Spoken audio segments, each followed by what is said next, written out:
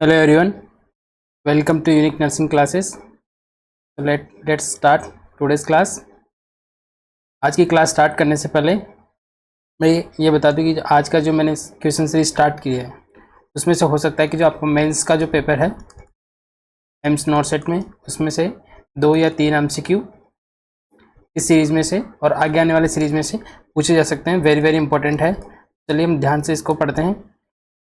First MCQ is A patient admitted in the psychiatric ward and repeatedly complaining that he is hearing his own voices and continuously saying him to escape from hospital. On basis of this scenario, nurse identified this is option A command hallucination, option B thought broadcasting, option C thought echo, option D delusion of persecution. तो चलिए इसका answer करना है। पहले case को समझते हैं। एक पेशेंट है जो कि साइकेट्रिक पेशेंट है, साइकेट्रिक वार्ड में एडमिट है और वो कंप्लेंट कर रहा है रिपीटेडली। क्या कंप्लेंट कर रहा है कि he is hearing his own voices, उसको जो है उसकी खुद की आवाज़ें सुनाई दे रही है और वो आवाज़ें क्या बोल रही है, कंटिन्यूसली सेइंग, और वो आवाज़ें उसको क्या बोल रही है कि एस्केप फ्रॉम हॉस्पिटल, कि आप हॉस्पिटल से यहाँ से भाग जाइए। ये कंटिन्यूस को उसकी खुद की आवाज़ें सुनाई दे रही है। तो इस सिनेरियो बेस्ड क्वेश्चन में नर्स आइडेंटिफाई करेंगे कि पेशेंट कौन सी कंडीशन शो कर रहा है। तो चलिए इसको आपका आंसर करना है। करेक्ट आंसर होगा ऑप्शन सी थॉट इको। ये जो क्वेश्चन है नॉरसेट 04 और 05 में से एक में से किसी में, नॉरसेट 04 में ये क्वेश्चन पूछा गया था। तो चलिए इसके बारे में हम डिस्कस करते हैं। अभी तक जो हमने डिस्कशन किया है, जो बेसिक डिस्कशन किया है जो प्रीवियसली सीरीज में, यहाँ मैं डिटेल से नहीं बताऊंगा, मैंने बहुत बार बता चुका हूँ। परसेप्शन के 2 डिसऑर्डर्स हम पढ़ते हैं, जिसके अंदर हम एक पढ़ते हैं hallucination and second one is illusion. ठीक है, इतना हमने पढ़ा है। हेलुजिनेशन का मतलब क्या होता है, जिसके अंदर कोई स्टिमुलाई प्रेजेंट नहीं होता है, और इल्यूजन के अंदर स्टिमुलाई प्रेजेंट होता है। यानी कि अंधेरे में रस्सी को सांप समझ लेना इल्यूजन है, और बिना आवाज़ों के या फिर किसी बिना स्टिमुलाई के हमें आवाज़ें सुनाई देना या कुछ किसी का दिखाई देना, वो हेलुजिनेशन है। इतना बेसिक क्वेश्चन प्रीवियस एग्जाम में पूछे जाते थे हेलुजिन और इल्यूजन पे। क्या क्वेश्चन पूछे जाते हैं, किसके डिसऑर्डर है और हेलुजिनेशन क्या है, इल्यूजन क्या है और हेलुजिनेशन। अब जो एडवांस लेवल पे जो क्वेश्चन पूछा गया है, फिर उसके बाद में जो स्टार्टिंग में क्वेश्चन इस लेवल पे पूछे गए, उसके बाद में उन्होंने लेवल बढ़ाया, इस लेवल पे क्वेश्चन पूछे जाने लगे कि हेलुजिनेशन के कौन कौन से टाइप होते हैं। ऑडिटरी हेलुजिनेशन, ठीक है, olfactory, visual, tactile and gustatory. फिर एडवांस उन्होंने लेवल बढ़ाया और क्वेश्चन पूछे जाने लगे इनके टाइप पे से हेलुजिनेशन के। तो हमने प्रीवियसली सारी सीरीज में मैंने बार बार इतना इंपॉर्टेंस क्वेश्चन है मैंने डिस्कस कर चुका हूँ कि एडिटरी हेलुजिनेशन मोस्ट कॉमन टाइप है हेलुजिनेशन है, और इसी को हम क्या बोलते हैं, एल्कोहलिक हेलुजिनेशन। यानी कि एल्कोहल के अंदर, एल्कोहलिक पेशेंट के अंदर ऑडिटरी हेलुजिनेशन देखने को मिलता है। किस में देखने को मिलता है, और फंक्शनल साइकोसिस में। सारे एमसीक्यू सब एग्जाम में पूछे गए, पहले डिस्कस कर चुके हैं। ओल्फैक्टरी की बात करें, किस में देखने को मिलेगा, ओरा ऑफ एपिलेप्सी के अंदर, ये भी मैं डिस्कस कर चुका हूँ। विजुअल किसके अंदर देखने को मिलेगा, ऑर्गेनिक ब्रेन डिसऑर्डर के अंदर देखने को मिलेगा। टेक्टाइल किसके अंदर देखने को मिलेगा, कोकेन अब्यूजर के अंदर। गेस्टेटरी किसके अंदर देखने को मिलेगा, गेस्टेटरी किसके अंदर देखने को मिलेगा, इसके अंदर हमें देखने को मिलेगा जो पेशेंट होते हैं एलएसडी, सॉरी एलएसडी नहीं होता, गेस्टेटरी बेसिकली जो रिलेटेड होता है जिसके अंदर पेशेंट को टेस्ट के सेंसेशन आते हैं विदाउट एनी स्टिमुलाई। ठीक है, इतना हम देख चुके हैं। तो ये इंपॉर्टेंट क्वेश्चन हम ऑलरेडी डिस्कस कर चुके हैं। अब जो नॉरसेट में जो क्वेश्चन पूछने लगा उसका लेवल एक लेवल और उन्होंने बढ़ाया है, और उन्होंने क्वेश्चन पूछा है ऑडिटरी हेलुजिनेशन के टाइप पे, जो अभी तक हम पढ़े नहीं थे। थॉट इको में से क्वेश्चन आ गया कि थॉट जो क्वेश्चन शो कर रहा है वो किस टाइप का हेलुजिनेशन है या किस टाइप की कंडीशन है। तो चलिए इसको थोड़ा हम डिटेल से पढ़ते हैं। अब जो एडवांस लेवल पे क्वेश्चन हम बात कर रहे हैं ऑडिटरी हेलुजिनेशन के बारे में। ऑडिटरी हेलुजिनेशन के अंदर देखें तो ऑडिटरी हेलुजिनेशन में किसको बोलेंगे, पेशेंट को बिना किसी स्टिमुलस के आवाज़ें सुनाई देना, किसको बोलेंगे हम, ऑडिटरी हेलुजिनेशन। ठीक है, होता क्या है इसके अंदर फर्दर 3 टाइप हम पढ़ते हैं, जिसके अंदर first degree, second degree and third degree auditory hallucination. तो नॉरसेट में जो क्वेश्चन पूछा गया था वो यहाँ से पूछा गया था नॉरसेट 4 के अंदर कि थॉट इको क्या होता है। ठीक है, इसके अंदर फर्स्ट डिग्री के अंदर हम 2 चीज़ें पढ़ते हैं, thought echo and second one is thought sonorization. Thought sonorization बहुत इंपॉर्टेंट है। रिपीट हो सकता है क्वेश्चन, बहुत इंपॉर्टेंट है आज की क्लास, नॉट सेट मेंस के जो इंपॉर्टेंट और ईएसआईसी के लिए बहुत इंपॉर्टेंट। ठीक है, तो अब हम डिफरेंस समझते हैं कि थॉट ऑडिटरी हेलुसिनेशन में होता क्या है। ऑडिटरी हेलुसिनेशन के बेसिक की बात करें तो हमें पेशेंट को जो वॉइसेस सुनाई देती है बिना किसी स्टिमुलस के। लेकिन अगर फर्स्ट डिग्री हम किसको बोलेंगे, अगर पेशेंट को थॉट इको का मतलब क्या होता है, सेल्फ वॉइसेस, पेशेंट को अपनी ही जो इंटरनल आवाज़ें हैं अगर उसको सुनाई दे रही है तो उसको क्या बोलेंगे, थॉट इको या थॉट सोनराइजेशन। बहुत इंपॉर्टेंट है, very very important, not set 5 में इसमें से क्वेश्चन आ गया 4 में। ठीक है, तो अगर इतना से ध्यान रखना, अगर पेशेंट कंप्लेंट कर रहा है कि पेशेंट को खुद की आवाज़ें सुनाई दे रही है और उसको कुछ करने के लिए वो बोल रहे थे, वो किस टाइप के हेलुसिनेशन में आ गया, फर्स्ट डिग्री या थॉट इको के अंदर। अब बहुत ज़्यादा चांसेस है कि इस बार क्वेश्चन इसमें से पूछे जाए। ठीक है, सेकंड डिग्री ऑडिटरी हेलुसिनेशन को हम बोलते हैं command hallucination, command auditory hallucination. इसके अंदर क्या होता है, तो पेशेंट कुछ आवाज़ें सुनाई देती है, वो बाहर से आवाज़ें सुनाई देती है अदर्स, यानी कि जो बाहर है आउटसाइड से उसको आवाज़ें सुनाई देती है, और वो आवाज़ें कैसी होती है, उसको कमांडिंग आवाज़ें होती है, कमांडिंग वॉइसेस होती है। कमांडिंग वॉइसेस का मतलब उसको जो ऑर्डर देती है, जैसे हम मिलिट्री के अंदर कमांड देते हैं, ऑर्डर देते हैं, वैसे इसके अंदर पेशेंट को क्या ऑर्डर देगी वो, कि आपका इस दुनिया में कोई महत्व नहीं है, आप उठिए, आप रस्सी लीजिए और सुसाइड कर लीजिए, ऐसा उसको कमांड देगी। तो किस टाइप के अंदर आएगा, कमांड हेलुसिनेशन के अंदर, और इसी को हम बोलते हैं सेकेंडरी ऑडिटरी हेलुसिनेशन। क्या डिफरेंस है, इसके अंदर पेशेंट को खुद की आवाज़ें सुनाई दे रही है, और इसके अंदर पेशेंट को क्या होगा, जो कि बाहर से आवाज़ें सुनाई देगी। कि जैसे मान लीजिए पेशेंट बोल रहा है, कंप्लेंट करेगा, किस तरीके के केस सिनेरियो बना के क्वेश्चन देगा कि पेशेंट कंप्लेंट कर रहा है कि गॉड मुझे बुला रहे हैं, गॉड मुझे बोल रहे हैं कि अब इस दुनिया में आपका कोई मतलब नहीं है, आप ऊपर आ जाइए मेरे पास। तो किस टाइप का हेलुसिनेशन होगा, कमांड ऑडिटरी या सेकंड डिग्री हेलुसिनेशन। और वेरी वेरी इंपॉर्टेंट, इसमें से एक जो वर्ड देखा क्वेश्चन पूछ के, वो देगा रनिंग कमेंट्री। रनिंग कमेंट्री यानी कि पेशेंट को रनिंग कमेंट्री सुनाई दे रही है, तो वो किस टाइप में आता है, सेकेंड डिग्री ऑडिटरी हेलुसिनेशन। और थर्ड डिग्री इतना इंपॉर्टेंट नहीं है, क्वेश्चन में भी आ सकता है। इसके अंदर क्या होगा, पेशेंट को दो पर्सन, ऐसा लगता है कि दो पर्सन जो है आर्ग्यू कर रहे हैं और उनकी बातें पेशेंट को सुनाई दे रही है, उसको हम क्या बोल देंगे, थर्ड डिग्री ऑडिटरी हेलुसिनेशन। तो हमारा क्वेश्चन क्या था, पेशेंट यहाँ पे आप खुद देख रहे हैं, जो पेशेंट कंप्लेंट क्या कर रहा था, he is hearing his own voices. आप देख रहे हैं पेशेंट को खुद की आवाज़ सुनाई दे रही है और पेशेंट को बोल रहे हैं कि हॉस्पिटल से आप निकल के भाग जाइए। तो किस टाइप का हेलुसिनेशन है, तो ये है थॉट इको। नोट सेट के अंदर ये क्वेश्चन पूछा गया है, याद रखना है।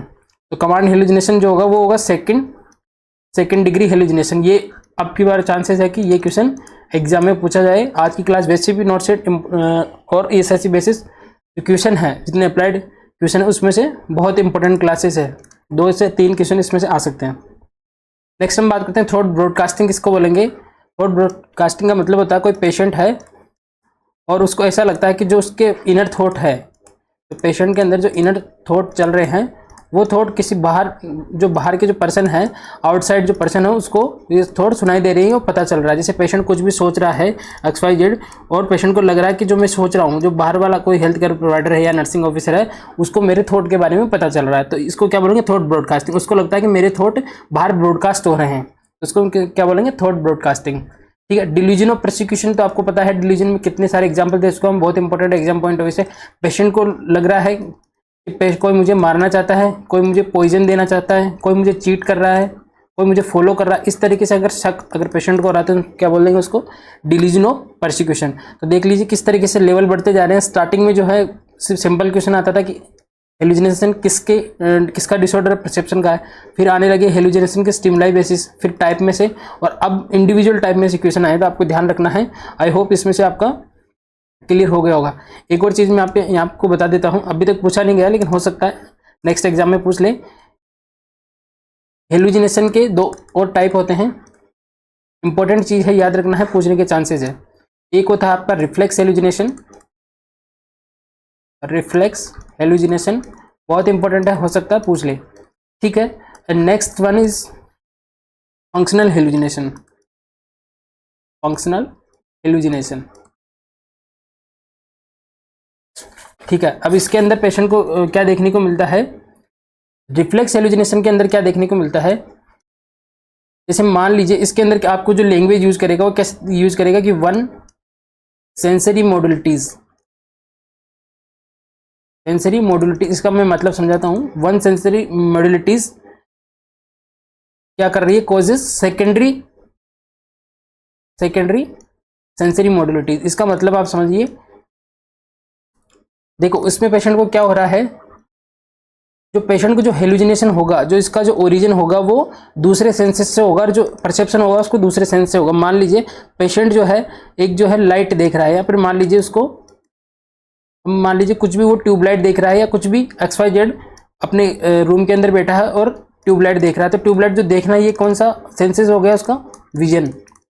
लेकिन इस ट्यूबलाइट को देखने के बाद में उस पेशेंट को अजीब सी जो आवाजें सुनाई दे रही है, कौन सा मूवमेंट ट्रिगर कर रहा है, इसका सेंस कौन सा ट्रिगर कर रहा है, विजन का। कुछ चीजें देखने पर उसको कुछ चीजें सुनाई देना, हियरिंग, यानी कि यहाँ पे एक सेंस से दूसरे सेंस में हेलुसिनेशन हो रहा है। क्या हो रहा है यहाँ पे, तो क्या था, आई साइड से वो देख रहा है और उसको देखते ही उसको ट्रिगर हो जा रहा है कुछ आवाज, ईयर। तो यहाँ पे एक सेंस से दूसरे सेंसेस के अंदर, उसके अंदर चेंजेस हो रहा है कि एक सेंस मॉड्यूलिटीज दूसरी सेंसरी मॉड्यूलिटीज को ओरिजिनेट कर रही है, तो इसको हम क्या बोलेंगे, रिफ्लेक्स हेलुसिनेशन। बहुत इंपॉर्टेंट है, एग्जाम पॉइंट ऑफ व्यू से पूछ सकता है। अभी एडवांस लेवल पे जितने भी क्वेश्चन पूछ जा रहे हैं उस हिसाब से क्वेश्चन पूछ सकता है। क्या होगा, पेशेंट को कुछ भी हो सकता है, या फिर हो सकता है पेशेंट को कोई आवाजें सुनाई दे और उसको जो कि विजुअल हेलुसिनेशन हो जाए। तो दोनों में से कुछ भी हो सकता है कि एक सेंसरी मॉड्यूलिटीज दूसरी सेंसरी मॉड्यूलिटीज को ट्रिगर कर रही है, उसको हम क्या बोलेंगे, रिफ्लेक्स हेलुसिनेशन। और फंक्शनल हेलुसिनेशन हम किसको बोलेंगे, इसमें जो दो सेंसरी मॉड्यूलिटीज वो सेम रहती है। सेम रहती है कैसे, जैसे मान लीजिए उसको कोई ईयर से सेंसेस उसको जनरेट हो रहा है और ईयर से रिलेटेड उसको हेलुसिनेशन, या फिर विजन से हो रहा है और विजन से रिलेटेड उसको हेलुसिनेशन होता है, यानी कि एक ही सेंसरी मॉड्यूलिटीज रहती है, तो उसको हम क्या बोलेंगे, फंक्शनल हेलुसिनेशन। इसका एग्जांपल अगर मैं बोलूँगा तो मान लीजिए उसको बेल है, ठीक है, अगर उसको घंटी की आवाज़ जब सुनता हो तो उसको म्यूजिक सुनाई देता है, या फिर म्यूजिक की आवाज़ सुनाई देता है तो उसको एरोप्लेन की आवाज़ सुनाई देता है। इसमें दोनों कंडीशन के अंदर ईयर वो यूज कर रहा है, तो यानी एक ही सेंस में वो पैरेलल इस तरीके से रहता है। मान लीजिए ईयर है तो वो ईयर से रिलेटेड उसको हेलुसिनेशन आ रहा है, वो फंक्शनल हेलुसिनेशन है। और रिफ्लेक्स हेलुसिनेशन के अंदर क्या होता है, उसको कुछ चीज़ें दिखाई देने पे कुछ आवाज़ें सुनाई देना, या कुछ आवाज़ें सुनाई देने पर कुछ चीज़ें दिखाई देना, वो किसके अंदर आता है, रिफ्लेक्स हेलुसिनेशन के लिए। ठीक है, नेक्स्ट हम डिस्कस करते हैं।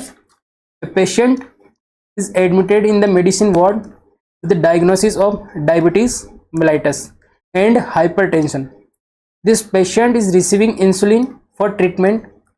Which one of the following drug is concerning that patient is taking for treatment? Option A, ACE inhibitors. Option B, angiotensin receptor blocker. Option C, propranolol. Option D, insulin therapy. Very very very important. अगर मैं question दूँ तो 5 star MCQ है, बहुत important है। NORCET में सारे जो क्वेश्चन मैंने लिए, जो नॉरसेट रिपीट हो चुके हैं वही क्वेश्चन लिए, नॉरसेट में क्वेश्चन रिपीट हो चुका है। चलिए आपको आंसर करना है। क्वेश्चन को समझिए कि पेशेंट है, मेडिसिन वार्ड के अंदर एडमिट है, और उस पेशेंट को कौन सी प्रॉब्लम है, डायबिटीज़ मेलाइटिस है, और साथ में क्या है, उसको हाइपरटेंशन की कंडीशन है। अब और पेशेंट को साथ साथ में क्या चल रहा है, डायबिटीज़ के लिए इंसुलिन थेरेपी चल रही है। अब उसको कौन सी ऐसी ड्रग होगी जो कि मोस्ट कंसर्निंग होगी, यानी कि जो नर्सिंग ऑफिसर है या फिर हेल्थ केयर प्रोवाइडर है, उन्होंने हिस्ट्री देखी पेशेंट की, और उसकी चार्ट में, मेडिकेशन चार्ट में ऐसी कौन सी ड्रग देख के उनको काफ़ी जो है कि चिंता हुआ, और उसे लगा कि पेशेंट के लिए ड्रग ठीक नहीं है। यानी कि स्ट्रिक्टली ये पूछ रहा है कि जो डायबिटीज़ और हाइपरटेंशन का पेशेंट है उसमें कौन सी ड्रग जो है कॉन्ट्राइंडिकेटेड है, ये क्वेश्चन है इसका। तो चलिए इसका आंसर करना है आपको। करेक्ट आंसर होगा इसका ऑप्शन सी, प्रोपेनोलॉल। मैं फिर बोल रहा हूँ, very very very important. NORCET है, नॉरसेट के अंदर आप मान के चलिए हमेशा 3 या 4 जो है फार्मा के क्वेश्चन आते हैं, और जो फार्मा के क्वेश्चन आते हैं वो, अगर मैं आपको 10 क्वेश्चन बताऊंगा वो फिक्स क्वेश्चन होते हैं, लेकिन बहुत इंपॉर्टेंट क्वेश्चन होते हैं। और वो क्वेश्चन इसलिए पूछता है कि वो क्लिनिकल बेस्ड क्वेश्चन भी होते हैं, क्योंकि आप डेली जब आप पोस्टिंग होगी तो आप डेली ऐसी चीज़ें आपको ध्यान रखनी पड़ेगी, कौन सी पेशेंट को हमें कौन सी ड्रग नहीं देंगे, अदरवाइज उसके लिए जो लाइफ थ्रेटनिंग हो सकता है। ठीक है, तो हम यहाँ पे डिस्कस करते हैं कि जो डायबिटिक पेशेंट है और हाइपरटेंशन है उसको कौन सी ड्रग हम नहीं देंगे। तो सबसे पहले हम बात करते हैं प्रोपेनोल के बारे में। प्रोपेनोल क्या है, बीटा ब्लॉकर्स है, बीटा ब्लॉकर्स है। बीटा ब्लॉकर हम कब यूज करते हैं, ये एंटी हाइपरटेंसिव ड्रग के रूप में हम यूज करते हैं, एंटी हाइपरटेंसिव। यहाँ पे पेशेंट को हाइपरटेंशन है तो क्या हम बीटा ब्लॉकर पेशेंट के अंदर यूज कर सकते हैं। देखिए स्ट्रिक्टली कॉन्ट्राइंडिकेटेड, स्ट्रिक्टली कॉन्ट्राइंडिकेटेड। आपको क्वेश्चन याद रखना है, अगर किसी पेशेंट को डायबिटीज मेलाइटिस है और प्लस में साथ साथ पेशेंट को हाइपरटेंशन है, आप और मेडिसिन यूज कर लीजिए, लेकिन कभी भी never never never never use beta blocker. ऐसा क्यों होता है, चलिए हम समझने की कोशिश करते हैं। मान लीजिए आपकी ये लंग्स है, ठीक है, ये लंग्स है यहाँ पे, और ये आपकी जो ब्रोंकाई है, ठीक है। अब जो बीटा रिसेप्टर होते हैं, बीटा 2 रिसेप्टर लंग्स के अंदर, लंग्स की जो स्मूथ मसल्स है यहाँ पे प्रेजेंट होते हैं। लंग्स की जो स्मूथ मसल्स है, यहाँ पे दो कंडीशन में बता रहा हूँ। ये जो कंडीशन, सॉरी, इसको हम बाद में डिस्कस करेंगे। ये कंडीशन स्पेशली अस्थमा के लिए होता है। यहाँ हम बात कर रहे हैं डायबिटीज मेलाइटिस के बारे में, ठीक है। डायबिटीज मेलाइटिस में क्या होता है, बीटा ब्लॉकर क्या करेंगे, जो हमारे बीटा रिसेप्टर है उसको जाके क्या करेंगे, ब्लॉक कर देंगे। अब आपने यहाँ पे एक कंडीशन देखी है कि पेशेंट को ट्रीटमेंट के लिए क्या चल रहा है, इंसुलिन थेरेपी चल रही है। तो जब पेशेंट को डायबिटीज मेलाइटिस का अगर पेशेंट है, प्लस उसको हाइपरटेंशन है, और उसके ट्रीटमेंट में अगर इंसुलिन चल रहा है, इस तरीके से एम्स में बार बार रिपीट क्वेश्चन आता है। ये 3 सिनेरियो बताता है। इंसुलिन चल रहा है तो ऑब्वियसली है, अगर पेशेंट को डायबिटीज मेलाइटिस है तो पहला क्वेश्चन ये आता है कि डायबिटीज मेलाइटिस वाले पेशेंट को अगर इंसुलिन चल रहा है तो मोस्ट कॉमन कॉम्प्लिकेशन क्या देखने को मिलता है, हाइपोग्लाइसीमिया। क्योंकि कई बार हो सकता है पेशेंट के अंदर जो इंसुलिन की डोज ज़्यादा हो जाए और पेशेंट को अंदर हाइपोग्लाइसीमिया की कंडीशन देखने को मिलती है। अब होता क्या है, मान लीजिए एक पेशेंट है, यहाँ पे मैं इसको समझाने की कोशिश करता हूँ। मान लीजिए एक पेशेंट है जो कि वार्ड में एडमिट है और उसको क्या है, डायबिटीज मेलाइटिस है, साथ साथ में क्या है, उसको हाइपरटेंशन है। अब इसके ट्रीटमेंट के लिए हमने इंसुलिन, ये है टाइप 1 डायबिटीज मेलाइटिस, तो इसके लिए हमने क्या करा, इंसुलिन थेरेपी स्टार्ट करी। मान लीजिए इंसुलिन की क्या हो गई, ओवरडोज, इंसुलिन की ओवरडोज हो गई, ठीक है। इस क्वेश्चन में से 4 से 5 एमसीक्यू जो एम्स के फेवरेट है मैं आपको सोल्व करवाता हूँ, ठीक है। इंसुलिन की ओवरडोज होने से पेशेंट के अंदर क्या देखने को मिलता है, हाइपोग्लाइसेमिया। इतना आपको कॉमन है, इतना आपको समझ में आया होगा कि जब भी इंसुलिन की अगर ओवरडोज हो जाए तो पेशेंट के अंदर जो ग्लूकोज है वो उसका लेवल कम हो जाएगा और उसको क्या बोलते हैं, हाइपोग्लाइसेमिया। पहला एमसीक्यू यही पूछते हैं, डायबिटीज मेलाइटिस के अंदर इंसुलिन थेरेपी का मोस्ट कॉमन कॉम्प्लिकेशन क्या है, हाइपोग्लाइसेमिया, क्योंकि अगर ओवरडोज होगी तो हाइपोग्लाइसेमिया हो जाएगा। अब अगर हम नॉर्मल पेशेंट की बात करें, मान लीजिए किसी पेशेंट को, जो नॉर्मल पेशेंट उसको कोई ड्रग नहीं चल रही है, बीटा ब्लॉकर नहीं चल रहा, तो पेशेंट क्या करेगा, अनदर क्वेश्चन एम्स दिल्ली का पहले फेवरेट हुआ करता था, पेशेंट है और पेशेंट अगर हाइपोग्लाइसीमिया में जा रहा है, डायरेक्ट क्वेश्चन पूछता था, पेशेंट अगर हाइपोग्लाइसीमिया में जा रहा है तो जो अर्लीस्ट सिम्टम कौन सा देखने को मिलता है, अर्लीस्ट सिम्टम देखने को मिलता है, वेरी वेरी इंपॉर्टेंट, बहुत अच्छा एमसीक्यू है, हेडेक। सबसे पहले क्या होगा, हेडेक पेशेंट के अंदर देखने को मिलेगा। अगर ये ऑप्शन में नहीं है तो क्या देखने को मिलेगा पेशेंट को, स्वेटिंग, ठीक है। और ज्यादा जो क्वेश्चन पूछा जाता है इसमें से क्वेश्चन पूछा जाता है कि पेशेंट का हाइपोग्लाइसेमिया का अर्ली सिम्टम क्या है, स्वेटिंग है। और क्या देखने को मिलेगा पेशेंट को, पाल्पिटेशन, ठीक है। और क्या देखने को मिलेगा, टेकीकार्डिया। ये सारे एमसीक्यू हैं पूछे गए एग्जाम में, ट्रेमर, बस इतना याद रखिए।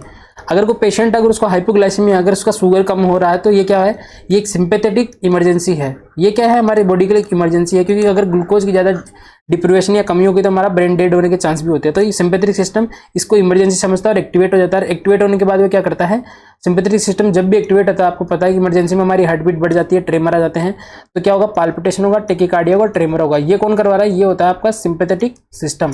और ओनली अगर स्वेटिंग, अगर एक जो सिम्टम अगर बात करें, ये भी क्वेश्चन है कि कौन सा सिम्टम है हाइपोग्लाइसेमिया के अंदर जो नॉन सिंपैथेटिक स्टिमुलेशन से होता है या फिर एसिटाइलिन कोलिन की वजह से होता है। ये जो हो रहा है ये किसकी वजह से हो रहा है, एड्रेनलिन और नॉन एड्रेनलिन।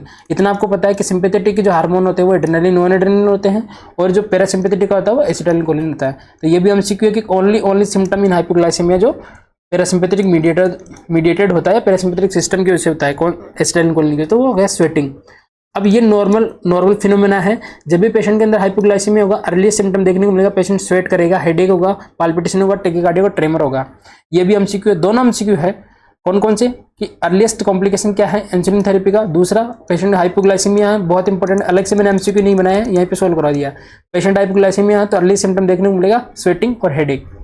अब हम बात करते हैं, मान लीजिए कोई पेशेंट एडमिट है, डायबिटीज मेलाइटिस प्लस हाइपरटेंशन, और हमने क्या करा, पेशेंट को इंसुलिन थेरेपी चल रही है, ठीक, और साथ में हमने क्या चला दिया, बीटा ब्लॉकर, जैसे मान लीजिए प्रोपेनोलोल एक बीटा ब्लॉकर है, ठीक है। अब इससे होगा क्या, प्रोपेनोलोल ने क्या करा, जो हमारा बीटा रिसेप्टर है, बीटा रिसेप्टर उसको क्या कर दिया, ब्लॉक कर दिया। तो बीटा रिसेप्टर ब्लॉक करने पे, बीटा रिसेप्टर पे पहले कौन बाइंड होता है, जो आपके नॉन एड्रेनलिन एंड एड्रेनलिन। जो सिंपैथेटिक न्यूरोट्रांसमीटर हार्मोन है वो किस पे बाइंड होते हैं, बीटा रिसेप्टर पे। कोई भी इमरजेंसी होती है बीटा रिसेप्टर पे एंड होते हैं, बाइंड होते हैं, ठीक है।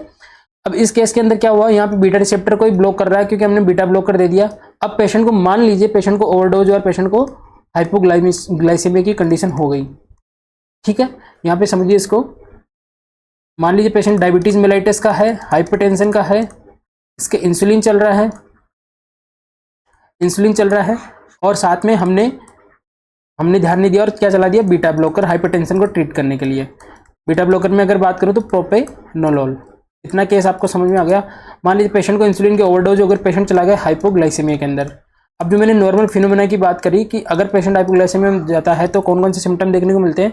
मान लीजिए पेशेंट को स्वेटिंग, पाल्पिटेशन, ट्रेमर, टेकिकार्डिया, ये कुछ सिम्टम है जिसके वजह से हमें पता लग जाएगा इमीडिएटली पेशेंट जो हमारा हाइपोग्लाइसेमिया में जा रहा है, और हम पेशेंट को जाके D25 हम या डेक्स्ट्रोजम लगा देंगे, ठीक है।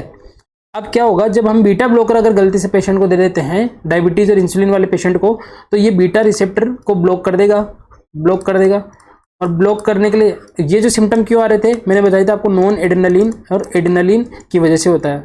ये किस पे बाइंड हो रहे थे, बीटा रिसेप्टर पे बाइंड हो रहे थे, और ये सिम्टम प्रोड्यूस कर रहे थे इमरजेंसी के लिए। अब यहाँ पे तो बीटा रिसेप्टर ही ब्लॉक है, तो पेशेंट कितना भी हाइपोग्लाइसेमिया, मान लीजिए पेशेंट का 100 था ग्लूकोज लेवल, 80 हो गया, 60 हो गया और 40 हो गया, बिल्कुल ब्रेन डेड की सिचुएशन में पहुंच गया, लेकिन फिर भी क्योंकि हमने बीटा ब्लॉकर चालू कर रखा है, पेशेंट को स्टार्ट कर रखा है, तो पेशेंट को जो सिम्टम सिंपैथेटिक वाले कौन कौन से आ रहे थे, पाल्पिटेशन, पेशेंट को घबराहट नहीं होने देगा, और क्या होगा, ट्रेमर और टेकिकार्डिया। ये तो 3 सिम्टम है जो सिंपैथेटिक सिस्टम के थ्रू जो मीडिएटेड होते हैं। अब इस केस में अगर बीटा ब्लॉकर चला रखा तो ये सिम्टम क्या होंगे, प्रोड्यूस ही नहीं होंगे पेशेंट के अंदर, और पेशेंट प्रोड्यूस नहीं होंगे, हमें पता भी नहीं चलेगा पेशेंट हाइपोग्लाइसेमिया में जा रहा है। पेशेंट के अंदर क्या हो जाएगी, डायरेक्ट ज़्यादा हाइपोग्लाइसेमिया की वजह से ब्रेन डेथ।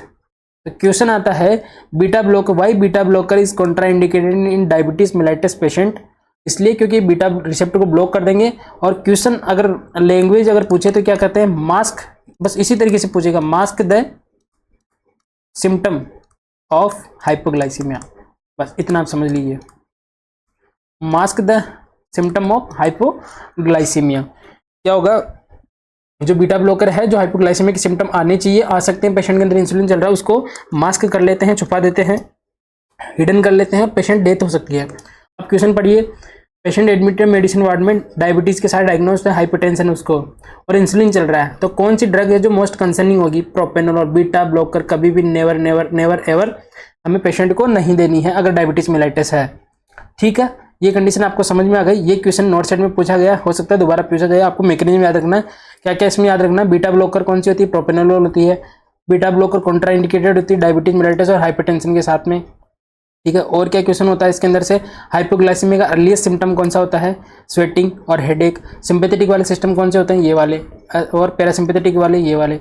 और क्या इसमें से क्वेश्चन पूछा जा सकता है कि इंसुलिन के ओवरडोज का जो कॉम्प्लिकेशन क्या है हाइपोग्लाइसेमिया। सारे नोट सेट के दिल्ली एम्स के और जितने भी एम्स के इंडिविजुअल एग्जाम है उनके फेवरेट एमसीक्यू है। अगर हम बात करें कि अगर हमें देना क्या है, अगर पेशेंट को डायबिटीज मेलाइटिस है और हाइपरटेंशन है, तो हम ऐसे पेशेंट को जो बीपी है उसको ट्रीट करने के लिए हम क्या देते हैं, ड्रग ऑफ चॉइस क्या है, एस इनिबिटर, याद रखना है आपको। अगर ड्रग ऑफ चॉइस पूछ ले, अगर डायबिटीज मेलाइटिस विद हाइपरटेंशन है और ड्रग ऑफ चॉइस पूछ ले तो क्या है, एस इनिबिटर। जितने भी जो कैप्टोप्रिल, एनालाप्रिल, जो भी प्रिल वाले हैं वो एस इनिबिटर के अंदर आते हैं। नेक्स्ट हम बात करें, फर्स्ट प्रायोरिटी आपको किसको देनी है, डीओसी, इसके अंदर hypertension with DOC, hypertension with diabetes mellitus के अंदर ड्रग ऑफ चॉइस कौन सी है, एस इनिबिटर। अगर सेकंड प्रायोरिटी की अगर बात पूछे तो कौन सी है, एंजियोटेंसिन रिसेप्टर ब्लॉकर, जिसके अंदर लोसार्टन वगैरह जो जितनी भी चीजें आती हैं। तो आपको याद रखना, बहुत इंपॉर्टेंट एमसीक्यू है, सारा जो पेपर में आज करवा रहा हूँ, हो सकता है आपके 1 या 2 या 3 एमसीक्यू भी इस पेपर में आ सकते हैं, तो ज़्यादा से ज़्यादा आपको शेयर करना है इस क्लास को।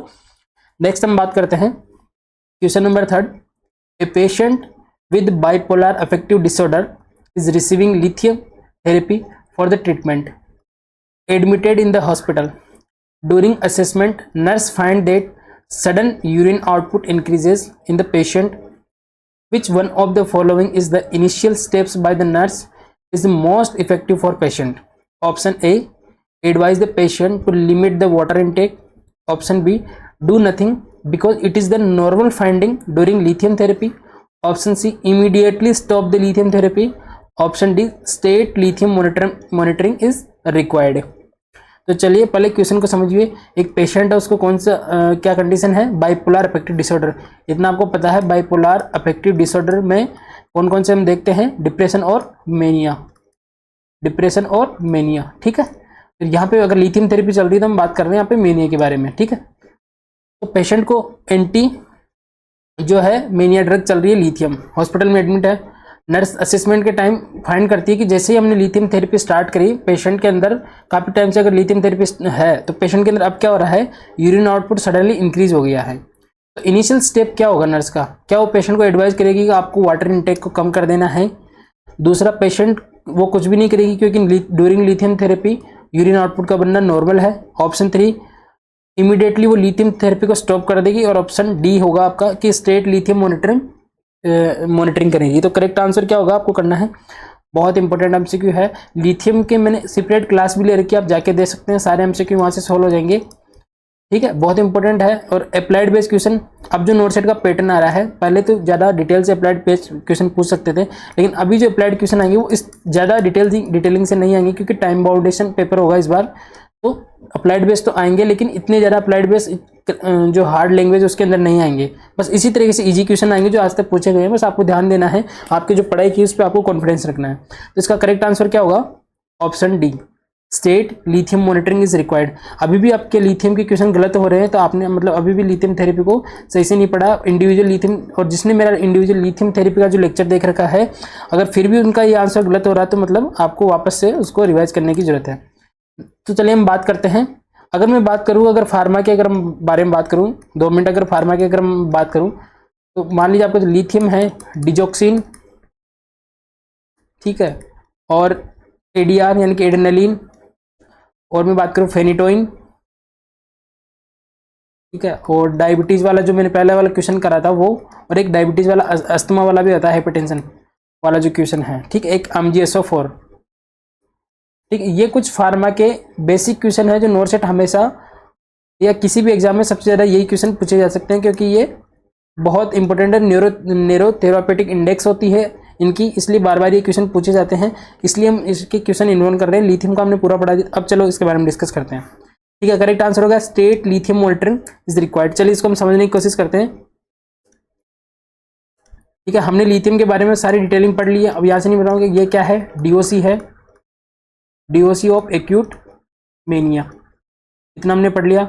नॉर्मल लेवल हमें पता है, अगर प्रोफाइलेक्टिक की बात करें तो 0.5 to 0.8 milliequivalent per litre होता है। और अगर हम थेरापेटिक लेवल की अगर हम बात करें तो होता है 0.8 to 1.2 milliequivalent per litre. ये हमने सब कुछ डिस्कस कर रखा है। टॉक्सिसिटी की हम बात करें तो मोर देन 1.5 मिली इक्विवेलेंट पर लीटर होता है। सारी चीज़ें हमने डिस्कस कर चुकी हैं। और कॉन्ट्राइंडिकेशन किस में होते हैं, कौन सी चीज़ में टॉक्सिसिटी कोज करवाती है। अब हम बात करें अगर लिथियम की टॉक्सिसिटी हो जाती है तो जो इसके साइड इफेक्ट में हम 2 चीज़ें पढ़ते हैं, एक अर्लीस्ट होता है, एक यानी कि एक्यूट इसके जो है कॉम्प्लिकेशन होते हैं, एक होते हैं क्रॉनिक। एक्यूट में क्वेश्चन आता है कि सबसे पहले लिथियम टॉक्सिसिटी का, ये भी इंपॉर्टेंट एमसीक्यू, लिथियम टॉक्सिसिटी का अर्लीस्ट सिम्टम कौन सा है, GIT के अंदर होता है nausea, vomiting and diarrhoea. Nausea, vomiting and diarrhoea जो है लिथियम टॉक्सिसिटी के सिम्टम सबसे पहले हमें देखने को मिलते हैं। ठीक है, इसके अंदर ट्रेमर भी हमें देखने को मिल सकते हैं। ठीक है, लिथियम के अंदर। और अगर मैं क्रोनिक की अगर बात करूं, जो क्रोनिक मैंने पढ़ाया था वहां पे मैंने कॉन्ट्राइंडिकेशन में पढ़ाया था कि स्पेशली ये क्या करवाता है लिथियम, 2 चीज़ें अगर मैं बात करूं, एक करवाता है ADH को ब्लॉक करता है, और क्या करवाता है डायबिटीज इंसिपिडस, ये क्रोनिक के अंदर आता है, यानी कि नेफ्रोटॉक्सिसिटी कोज करवाता है, नेफ्रोटॉक्सिसिटी। ठीक है, लिथियम के बारे में और डिटेलिंग में बात नहीं कर रहे हैं, हम सिर्फ यहाँ पे कॉम्प्लिकेशन के बारे में बात करेंगे क्योंकि लिथियम में बहुत ज़्यादा डिस्कस कर चुके हैं पहले सीरीज में। डायबिटीज इंसिपिडस एंड ये करवाता है हाइपोथायरॉयडिज्म। बहुत इंपॉर्टेंट एमसीक्यू है, अप्लाइड बेस में पूछा जा सकता है दोनों में से। मान लीजिए क्वेश्चन सिनेरियो कैसे बनाएगा।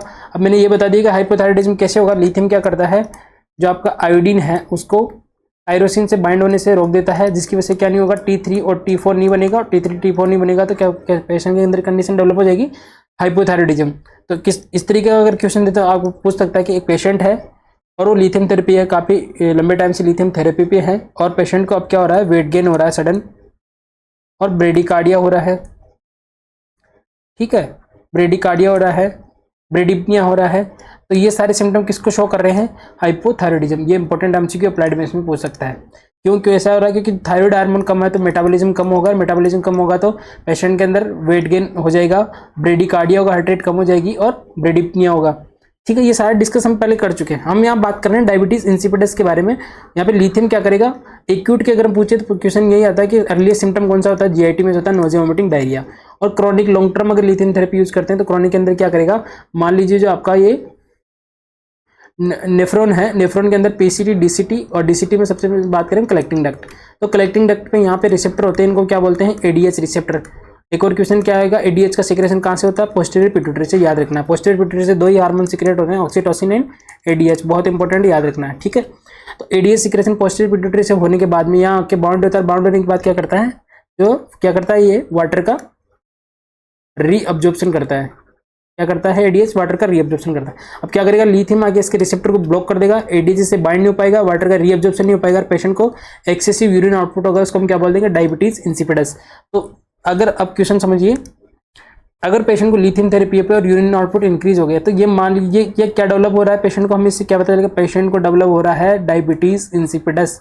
ऐसा हम सोच रहे हैं, ऐसा हम मॉनिटर कर रहे हैं, क्योंकि हमें पता है कि लिथियम क्या करवा रहा है? नेफ्रोटॉक्सिसिटी है, डायबिटीज इंसिपिडस कोज करवाता है, एडीएच के रिसेप्टर को ब्लॉक करवाता है, एडीएच के काम को रोक देता है, और मोर यूरिन आउटपुट होगा तो डायबिटीज इंसिपिडस के दो सिम्टम हमें पता है, पोलीडिप्सिया होता है, पोलीयूरिया होता है, और यहाँ पे पेशेंट को पोलीयूरिया देखने को मिल रहा है। ठीक है, अब जैसे हमें पता चला, हमें पता है लिथियम के बारे में कि लिथियम क्रॉनिक अगर लॉन्ग टर्म से पेशेंट की हिस्ट्री में पता चला चल रहा है और पेशेंट का यूरिन आउटपुट बढ़ रहा है, तो हमें क्या करना है? हम सस्पेक्ट कर रहे हैं कि पेशेंट को डायबिटीज इंसिपिडस हो गया है। तो चलिए अब हम क्वेश्चन पढ़ते हैं।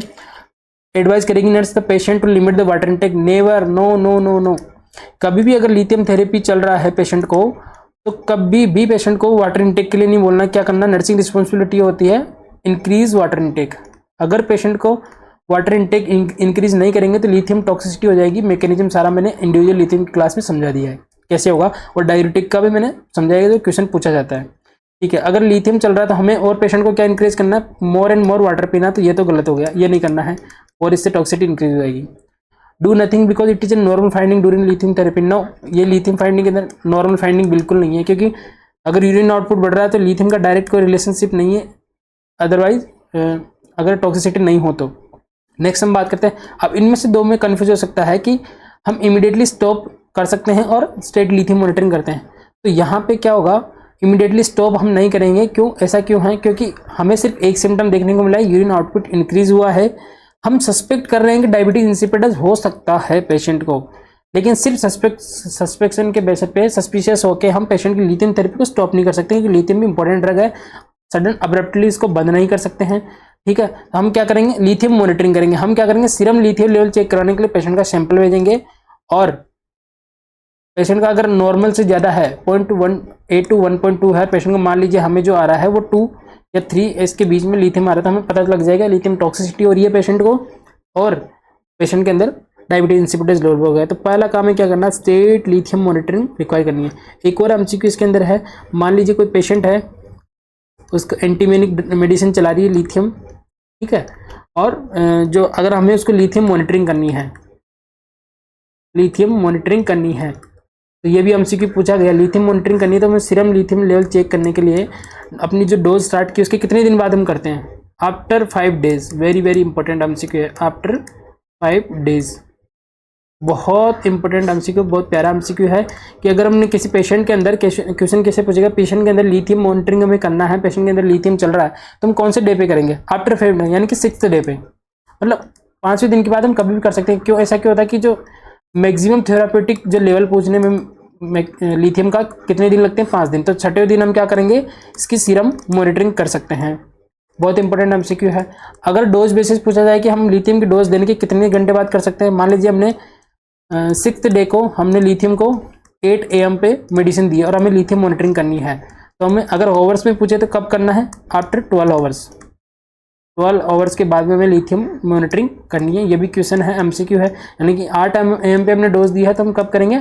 8 PM के बाद ही करेंगे, 12 घंटे के बाद में। ठीक है, दोनों चीज़ें बहुत इंपॉर्टेंट है। और मान लीजिए हमने 1 तारीख को लिथियम स्टार्ट कर रहा और लिथियम मॉनिटरिंग करना है तो हमें 6 तारीख को 6 डेट को, यानी कि 6 ऑफ जैन को, अगर 1 ऑफ जैन को हमने स्टार्ट करा तो 6 ऑफ जैन को हम लिथियम मॉनिटरिंग करेंगे। इससे पहले करेंगे तो हमें करेक्ट फाइंडिंग नहीं मिलेगी। तो ये भी बहुत प्यारा एमसीक्यू है, दोनों एमसीक्यू पूछे गए हैं।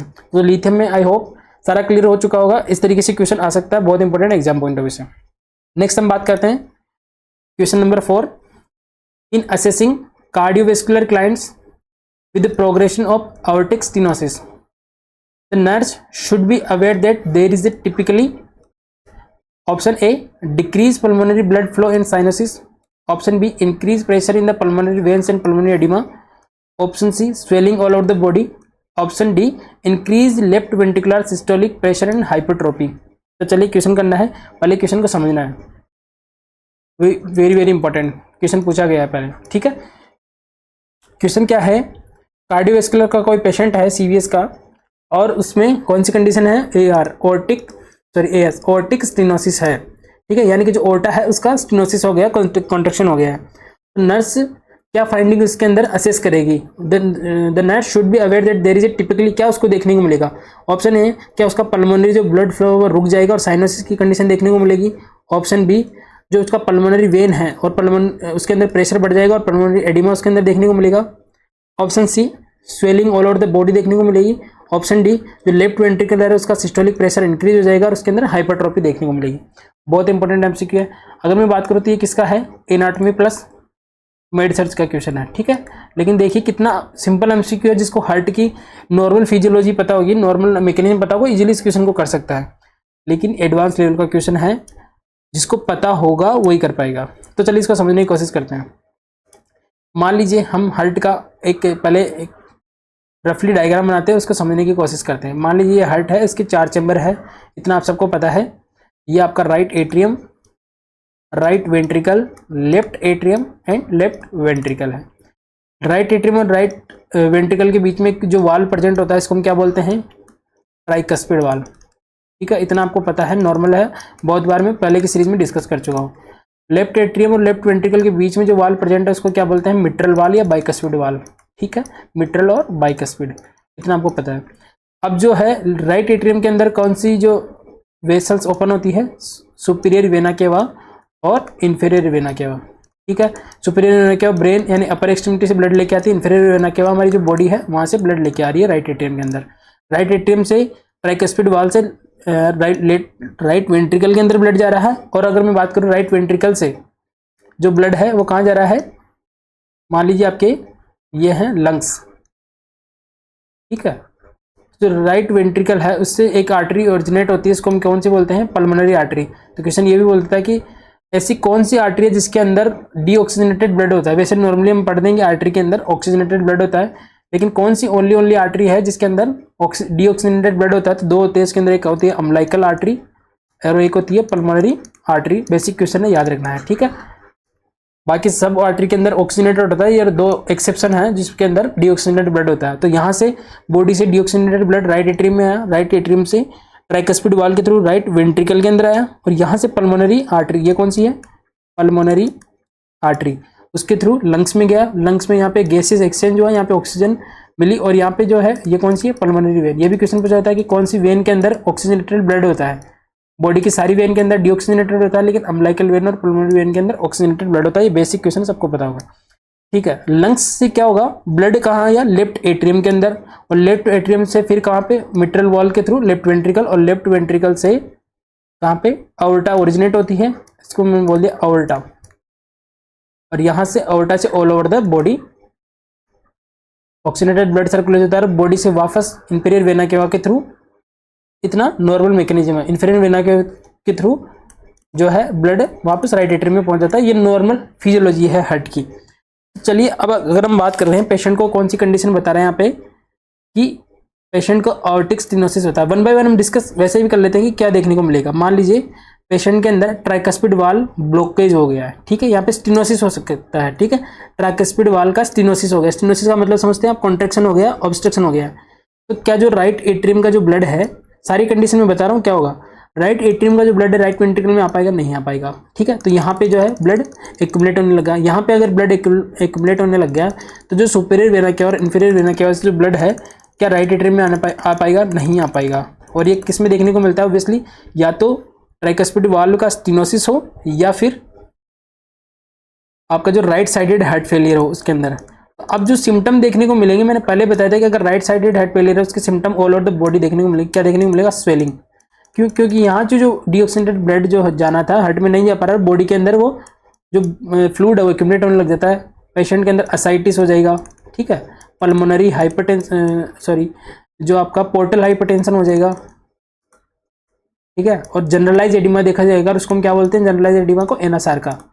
अगर ऐसी कंडीशन या तो राइट साइडेड हार्ट फेलियर में या फिर यहाँ पे हो सकता है ब्लॉकेज हो, तो ये पूरा फ्लूइड एक्यूमुलेट हो। आपको जब भी हार्ट का ऐसे क्वेश्चन सॉल्व करना हो ना, आपको बैक साइड में चलना है, अपोजिट, यानी कि जहाँ पे प्रॉब्लम है उसके पीछे की साइड चलना। अगर यहाँ पे प्रॉब्लम आ रही तो हम इस तरीके से अपोजिट डायरेक्शन में चल रहे हैं क्वेश्चन को, जो सिम्टम को फाइंड करने के लिए। अब मान लीजिए, अब क्वेश्चन पूछ लीजिए कि पल्मोनरी आर्टरी में स्टेनोसिस है। अब समझ रहे पल्मोनरी आर्टरी कौन सी है? ये वाली, जहाँ पे एरो देखिए यहाँ पे। अगर क्वेश्चन समझ लीजिए पल्मोनरी आर्टरी के अंदर स्टेनोसिस है तो क्या देखने को मिलेगा?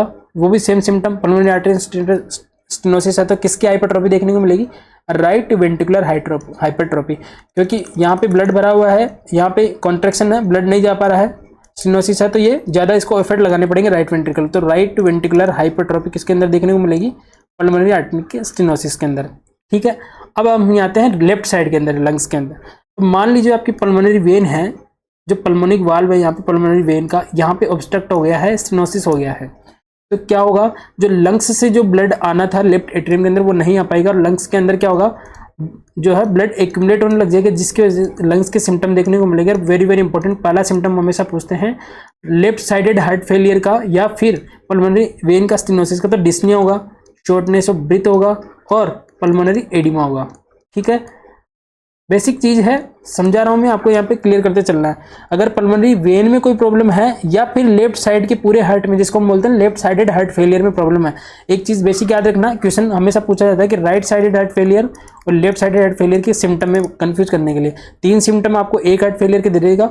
आपको बेसिक याद रखना कि लेफ्ट साइडेड हार्ट फेलियर के जो सिम्टम है ना वो लंग्स से रिलेटेड याद आएंगे। एल से एल याद रखना आपको, शॉर्टनेस ऑफ ब्रीथ, ठीक है, डिस्निया, पल्मोनरी एडिमा, सारे सिम्टम जो है लेफ्ट साइड के जो लंग्स से रिलेटेड। क्योंकि अगर लेफ्ट साइड में प्रॉब्लम है तो जो पल्मोनरी वेन ब्लड ला पाएगी वो नहीं ला पाएगी, लंग्स के अंदर फ्लूइड एक्यूमुलेट होगा, डिस्निया होगा, शॉर्टनेस ऑफ ब्रीथ होगी, पल्मोनरी एडिमा होगा। तो ये फाइंडिंग किसकी है?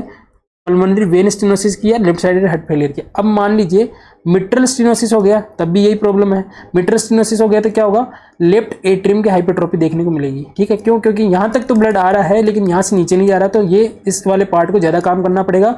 और जो पेशेंट अगर ज़्यादा जो पेशेंट का जो हार्ट है वो चेम्बर से ज़्यादा काम करेगा तो क्या देखने को मिलता है? हाइपरट्रोफी। अपना कॉन्ट्रैक्शन बार बार करेगा, उसकी वजह से पेशेंट की जो हार्ट की जो सेल है वो इंक्रीज होने लग जाएगी साइज के अंदर, उसको क्या बोलते हैं? हाइपरट्रोफी।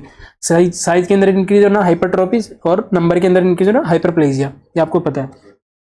अब क्वेश्चन हमारा क्या था कि अओर्टा के अंदर अगर ब्लॉकेज है उसको हमने बोल दिया अओर्टिक स्टेनोसिस। अओर्टिक स्टेनोसिस है तो पेशेंट के अंदर क्या फाइंडिंग देखने को मिलेगी? सबसे पहले जहाँ की आर्टरी में स्टेनोसिस होता है उससे जस्ट पहले वाले चेंबर में क्या होगा? ज़्यादा एफर्ट लगाएगा और वहाँ पे क्या देखने को मिलता है? हाइपरट्रोफी, लेफ्ट वेंट्रिकुलर हाइपरट्रोफी देखने को मिलेगा, और जो पेरीफेरी है उसके अंदर जो ब्लड नहीं जा पाएगा और सारा ब्लड यहाँ पे एक्यूमुलेट होने लग जाएगा। अब चलिए मैकेनिज्म समझ लिया, अब क्वेश्चन की तरफ चलते हैं। क्वेश्चन था कि अओर्टिक स्टेनोसिस है तो क्या नर्सिंग ऑफिसर है वो क्या फाइंड करेगी? पहला ऑप्शन है decrease pulmonary blood flow in cyanosis, नहीं होगा। ये किसमें हमने देखा? यहाँ देखिए पल्मोनरी फ्लो किसमें डिक्रीज हो रहा है? ये होगा आपका पल्मोनरी आर्टरी के स्टेनोसिस में, ठीक है। तो ये किसमें देखने को मिलेगा? पल्मोनरी आर्टरी के स्टेनोसिस के अंदर। तो ये फाइंडिंग नहीं है। नेक्स्ट हम बात करते हैं increase pressure in the pulmonary veins and pulmonary oedema. ये किसमें देखने को मिल रहा था? पल्मोनरी वेन के स्टेनोसिस में, या फिर इसको बोलते हैं लेफ्ट साइडेड हार्ट फेलियर के अंदर। ये भी नहीं होगा।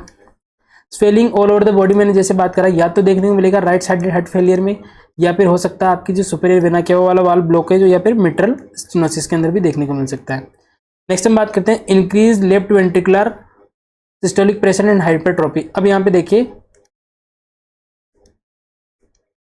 जैसे ही यहाँ पे ऑर्टिक स्टेनोसिस हुआ है तो क्या होगा? लेफ्ट वेंट्रिकल ने ज़्यादा एफर्ट लगाया क्योंकि यहाँ ब्लॉकेज जो है ब्लड को भेजने के लिए, तो इसकी हाइपरट्रोफी देखने को मिलेगी और यहाँ का प्रेशर इंक्रीज हो जाएगा। तो यही क्वेश्चन है कि increase left ventricular systolic pressure बढ़ जाएगा लेफ्ट वेंट्रिकल में और हाइपरट्रोफी देखने को मिलेगी। तो हमारा करेक्ट आंसर हो जाएगा option D. Very very important है। इसी बेसिस पे अगर आपका राइट साइडेड हार्ट फेलियर का और लेफ्ट साइडेड हार्ट फेलियर का क्वेश्चन आता है तो सोल्व करना है।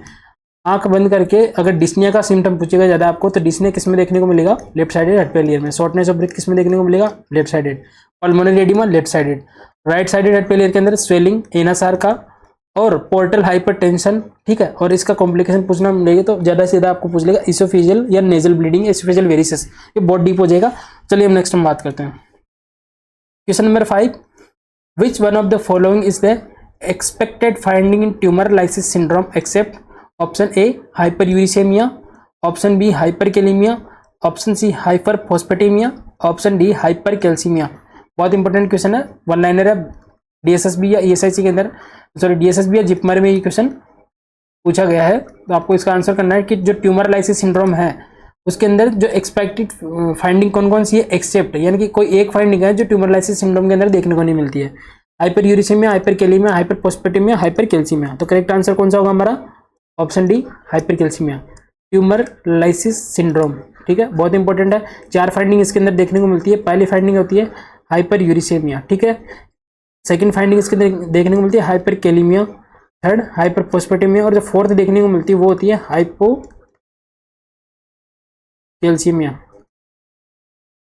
ठीक है। ट्यूमर लाइसिस सिंड्रोम क्या होता है? मान लीजिए कि कोई पेशेंट है और इसको ट्यूमर डायग्नोस हुआ है, जैसे ही हम क्या करते हैं, कीमोथेरेपी स्टार्ट करेंगे इस पेशेंट को, ठीक है। कीमोथेरेपी स्टार्ट करेंगे, कीमोथेरेपी जैसे स्टार्ट करेंगे तो क्या करेंगे, ट्यूमर को ये डिस्ट्रॉय करने लग जाएगी, डिस्ट्रक्ट करने लग जाएगी, ठीक है। जैसे ही ट्यूमर है, ये मान लीजिए किसी सेल का ट्यूमर है, तो यहाँ पे कीमोथेरेपी जो एजेंट है हमारे काम करेंगे और इस सेल को क्या करेंगे, ब्रेक डाउन करेंगे, ट्यूमर को ब्रेक डाउन करने की कोशिश करेंगे। तो आपको पता है कि जब भी सेल्स ब्रेक डाउन होती है तो सेल के अंदर के जो आयन है वो बाहर निकलने लग जाते हैं, ठीक है। मान लीजिए आपकी सेल है, इसके अंदर ये न्यूक्लियस है, न्यूक्लियस के अंदर आपको पता है आपके जो जीन मटेरियल है, डीएनए, आरएनए, ये प्रेजेंट होते हैं। ये किससे मिलकर बने होते हैं? न्यूक्लियोटाइड। और न्यूक्लियोटाइड जब ब्रेक डाउन होता है तो किस में क्या बनाता है? प्यूरिन्स, और वो किसके अंदर कन्वर्ट होता है? यूरिक एसिड, ठीक है। आपने पढ़ा होगा प्यूरिन, पायरिडीन, जो आपने जो ATGC, इस तरीके से आपने जो 12th क्लास में पढ़ा होगा, इस तरीके से ये जुड़े रहते हैं, ठीक है।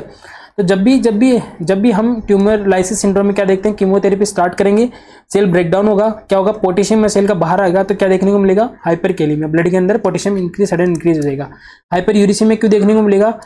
न्यूक्लियस है, न्यूक्लियस के अंदर डीएनए ब्रेकडाउन हुआ, डीएनए से न्यूक्लियोटाइड निकले, न्यूक्लियोटाइड से प्यूरिन, प्यूरिन से क्या हुआ? यूरिक एसिड, तो क्या होगा? यूरिक एसिड हमारा सडन इंक्रीज हो जाएगा। हाइपरफॉस्फेटेमिया, फॉस्फेट भी क्या होगा? सडन इंक्रीज हो जाएगा ब्रेकडाउन की वजह से। और हाइपरकैल्सीमिया, कैल्शियम क्यों देखने कम मिलता है? क्योंकि यूरिक एसिड के साथ ही कैल्शियम क्या करता है? बाइंड होकर स्टोन बना देता है। यूरिक एसिड के अंदर बाइंड होने की कैपेसिटी होती है कैल्शियम में, तो ब्लड से सारा जो है यूरिक एसिड कैल्शियम को लेके बाहर हो जाएगा, तो हाइपोकैल्सीमिया देखने को मिलता है। बेसिकली ज़्यादा दिमाग नहीं लगाना है, 4 फाइंडिंग याद रखनी है। 3 चीज़ें जो है इंक्रीज करना है और एक चीज़ जो डिक्रीज करनी है। जो डिक्रीज करनी है उसको याद रख लीजिए, कैल्शियम डिक्रीज होता है ट्यूमर लाइसिस सिंड्रोम के अंदर। क्लियर हो गया। नेक्स्ट हम बात करते हैं, थोड़ा हम फास्ट चल रहे हैं क्योंकि टाइम की कमी की वजह से हम ज़्यादा से ज़्यादा रिवीजन करना है मेंस के लिए। देखो सब कोचिंग वाले बताते हैं कि ये इंपॉर्टेंट टॉपिक है, इसमें से क्वेश्चन आ सकता है, लेकिन एग्जैक्ट किसी को नहीं पता किस में से क्वेश्चन आएगा। तो आपको अपनी तैयारी पूरा रखना है, कॉन्फिडेंस पूरा रखना है। आप अगर आपने प्री देखा तो आपको थोड़ा क्लिनिकल बेसिस जाना है। मैंने कुछ इंपॉर्टेंट टॉपिक की लिस्ट शेयर करी है, लेकिन इसका मतलब ये नहीं है कि वो टॉपिक आएंगे। कोई भी कोचिंग इंस्टीट्यूट अगर आपको बोल रहा है कि ये टॉपिक आएंगे तो उस पर आंख बंद करके नहीं करना भरोसा, अपनी तैयारी पे भरोसा रखना है। कोई भी 100% ये नहीं बोल सकता कि नोट सेट के अंदर ये टॉपिक मैंने बता दिया आ जाएगा, लेकिन हो सकता है कि जो हम पेपर असेस कर रहे हैं, 3 दिन से पेपर देख रहे हैं, उस बेसिस पे हम देखें तो एक तो जो अप्लाइड क्वेश्चन जो प्रीवियसली नोट सेट में पूछे जा रहे थे जो लेंदी थे, वो लेंदी अप्लाइड क्वेश्चन अब नहीं पूछे जाएंगे। पूछे भी जाएंगे तो 5 से 10 से ज़्यादा नहीं पूछे जाएंगे, क्योंकि टाइम का बाउंडेशन है। तो उसके बेसिस पे हम प्रीवियस पेपर के बेसिस पे हम कुछ क्वेश्चन सोल्व कराने की कोशिश कर रहे हैं। अगर आपने मेरी 17-18 क्वेश्चन सीरीज देखी है, उनके प्रॉपर तरीके से नोट्स नहीं बनाए तो बना लीजिए, और जिसने बना लिए तो बहुत हेल्पिंग होगा आपकी ESIC के लिए भी, क्योंकि नोट सेट के बाद में हम ESIC सीरीज भी स्टार्ट करेंगे और आपके नोट सेट के मेंस के लिए भी बहुत हेल्पफुल है। तो यहाँ पे आपको ध्यान रखना है, नोट्स बनाने हैं आपको मेमोरी पे, ऐसे नहीं रखना कि मुझे याद रह जाएगा, बिल्कुल नहीं रहेगा। आपको नोट्स बनाने हैं, रिवाइज करना 4 से 5 बार, ठीक है। Question number 6, A case comes in the emergency department with road traffic accident and having spinal cord injury. Which one of the following findings in the patient is suggest that patient is developing neurogenic shock? Option A, BP 200/120 mmHg. Option B heart rate 50 beats per minute, option C cold and pale body, option D capillary refill time more than 5 second. तो चलिए, बहुत important question है, very very important. ठीक है, कुछ हम बात करेंगे नोट सेट के बारे में इसके क्वेश्चन के बाद में। तो इमरजेंसी डिपार्टमेंट के अंदर रोड ट्रैफिक एक्सीडेंट, यानी कोई रोड पे ट्रैफिक एक्सीडेंट हुआ है तो वो पेशेंट, वो केस आता है, उसमें स्पाइनल कॉर्ड इंजरी हो गई है, हम सस्पेक्ट कर रहे हैं पेशेंट के अंदर न्यूरोजेनिक शॉक डेवलप हो रहा है, तो हम कौन सी फाइंडिंग जो है एक्सपेक्ट करेंगे। बेसिकली पूछ रहा है न्यूरोजेनिक शॉक में आपको कौन सी फाइंडिंग देखने को मिलती है। तो क्या उसका बीपी बढ़ा हुआ मिलेगा, क्या उसका हार्ट रेट डिक्रीज मिलेगा, क्या उसकी बॉडी कोल्ड मिलेगी, क्या कैपिलरी रिपल टाइम इंक्रीज या मोर देन 5 सेकंड मिलेगा। तो करेक्ट आंसर क्या होगा इसका, ऑप्शन बी। प्रीवियस सीरीज में शॉक को इतना अच्छे से मैंने बताया है कि आपको क्वेश्चन क्या आएगा मैंने बहुत अच्छे से बताया है। यहाँ पे अगर बेसिकली मैं बात करूँ तो 3 क्वेश्चन फिक्स है शॉक में से क्वेश्चन के, नॉर सेट के। पहला क्वेश्चन तो आप सबको पता है कि अगर सेप्टिक शॉक होता है या एनाफाइलेटिक शॉक होता है तो उसमें कौन सी ड्रग देते हैं हम, एडीआर, एड्रेनालिन देते हैं। कंसंट्रेशन, डोज सब कुछ बता रखा है मैंने, आप प्रीवियस सीरीज पे जाके देखिए, यहाँ पे हम टाइम खराब नहीं करेंगे, मैंने सब कुछ बता रखा है कितनी कंसंट्रेशन देंगे, वेरी वेरी इंपॉर्टेंट, जाके देख लेना, पूछा जा सकता है एडल्ट और चाइल्ड दोनों में।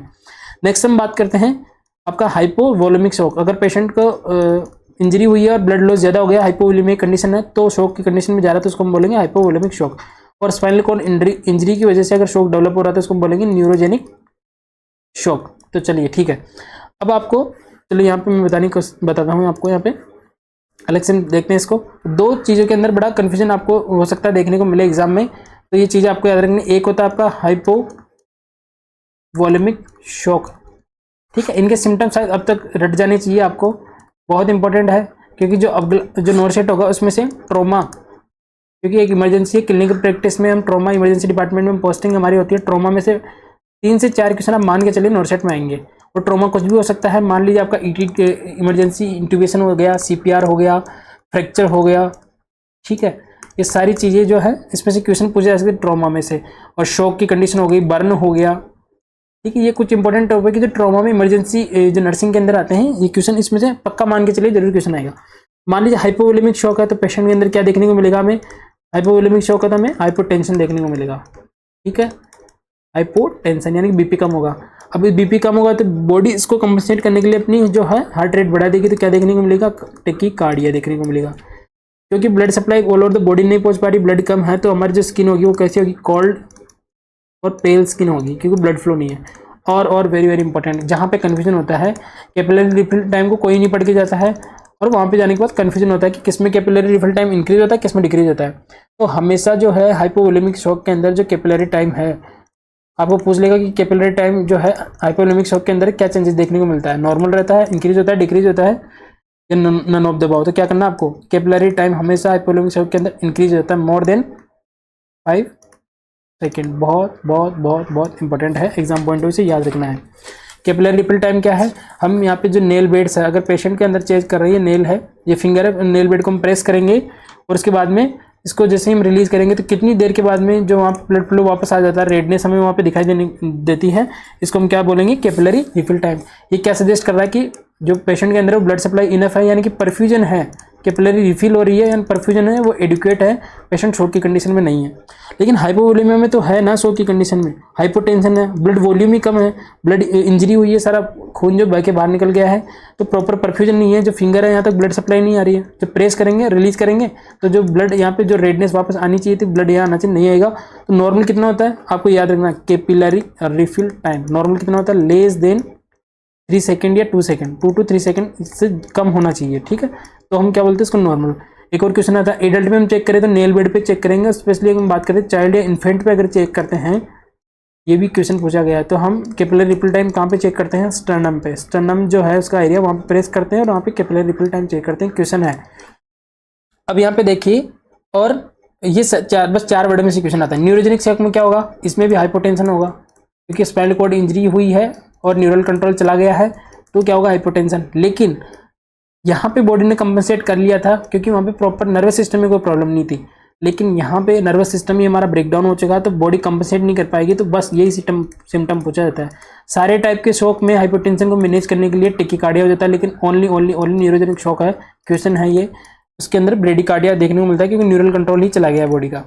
और एक और इम्पोर्टेंट चीज़, इसमें जो स्किन है वो कैसे देखने को मिलेगी, वार्म, क्योंकि ब्लड वहाँ पे पड़ा हुआ, ब्लड वेसल्स के अंदर वार्म जो है स्किन देखने को मिलेगी और ड्राई देखने को मिलेगी, क्योंकि प्रॉपर ब्लड सप्लाई वहाँ पे नहीं हो रही है। बहुत इंपॉर्टेंट है, बहुत इंपॉर्टेंट है, याद रखना है, ठीक है। और वार्म वहाँ पे देखने को मिलेगा। और नेक्स्ट हम बात करें कैपिलरी रिफिल टाइम।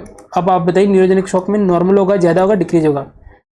हमेशा याद रखना है जो न्यूरोजेनिक शॉक है उसके अंदर जो कैपिलरी रिफिल टाइम हो क्या होगा, नॉर्मल होगा, कुछ चेंजेस नहीं होगा, यानी कि लेस देन 3 सेकेंड होगा। और लेस देन 3 सेकेंड का मतलब है नॉर्मल है, क्योंकि यहाँ पे जो है ब्लड फ्लो नहीं आ पा रहा है, यहाँ पे तो कंडक्शन, यहाँ पे जो नर्वस कंट्रोल है वो चला गया, इस वजह से ब्लड सप्लाई नहीं हो रही है। लेकिन यहाँ पे क्या होगा, यहाँ पे तो ब्लड वॉल्यूम ही नहीं है, इसलिए कैपिलरी रिफिल टाइम जो है ज़्यादा देखने को मिलता है। और ये चीज़ आपको ध्यान रखनी है, न्यूरोजेनिक शॉक के अंदर हमेशा कैपिलरी रिफिल टाइम नॉर्मल होता है। एक और एमसीक्यू पूछा गया था कि जितने भी टाइप के शॉक है उनका एंड रिजल्ट क्या होता है, ठीक है, क्या होता है एंड रिजल्ट, यानी कि कितने भी हम टाइप पढ़ ले, कितने भी सिम्टम पढ़ ले, एंड रिजल्ट क्या होगा, डिक्रीज परफ्यूजन। परफ्यूजन का मतलब क्या होता है, किसी भी सेल को ऑक्सीजन की कितनी सप्लाई हो रही है उसको हम बोलते हैं परफ्यूजन। तो जितने भी शॉक है एंड रिजल्ट क्या होता है, सेल के अंदर या पर्टिकुलर ऑर्गन के अंदर decrease perfusion, decrease blood supply हो जाती है। ये भी क्वेश्चन पूछा गया है कि हर टाइप के जो लास्ट में क्या रिजल्ट निकलता है, डिक्रीज परफ्यूजन। क्वेश्चन पढ़िए कि इमरजेंसी डिपार्टमेंट के अंदर पेशेंट आया स्पाइनल कॉर्ड इंजरी का, पेशेंट को न्यूरोजेनिक शॉक डेवलप होने के चांसेस हम एक्सपेक्ट कर रहे हैं, तो कौन सी जो कंडीशन फाइंडिंग देखने को मिलेगी, क्या बीपी इतना हो जाएगा, नहीं, ये तो गलत है ना, बीपी तो कम होता है। हार्ट रेट बढ़ेगी या डिक्रीज होगी, बिल्कुल, जो हमारा 72 to 80 होता है एडल्ट के अंदर, तो क्या यहाँ पे 50 है, तो ये कम है। तो न्यूरोजेनिक शॉक में हमेशा आपको ध्यान रखना ब्रेडिकार्डिया होगा, ठीक है। अगर हाइपोवोलेमिक शॉक होता तो टेकिकार्डिया होता। कोल्ड एंड पेल बॉडी होगा, नहीं, ये तो हाइपोवोलेमिक शॉक का एग्जाम्पल है। Capillary refill time more than 5 second नहीं होगा, इसमें तो नॉर्मल रहता है न्यूरोजेनिक शॉक में। किसमें बढ़ेगा ये बढ़ेगा किसमें, ये बढ़ेगा आपको हाइपोवोलेमिक शॉक के अंदर। बहुत इंपॉर्टेंट है, मैं फिर बोल रहा हूँ, एड्रेनलिन की डोज है, प्रीवियसली सीरीज में डिस्कस कर चुके हैं, पढ़ के जाना। नेक्स्ट हम बात करते हैं क्वेश्चन नंबर 7। देखिए मैं यहाँ पे क्वेश्चन 10 या 15 सोल्व करवाता हूँ हर सीरीज में, लेकिन इसका मतलब ये नहीं है कि मैं सिर्फ 10-15 क्वेश्चन सोल्व कर रहा हूँ। जितनी जो इन्फॉर्मेशन देता हूँ कम से कम आपके 40 से 50 एमसीक्यू इसमें सोल्व होते हैं।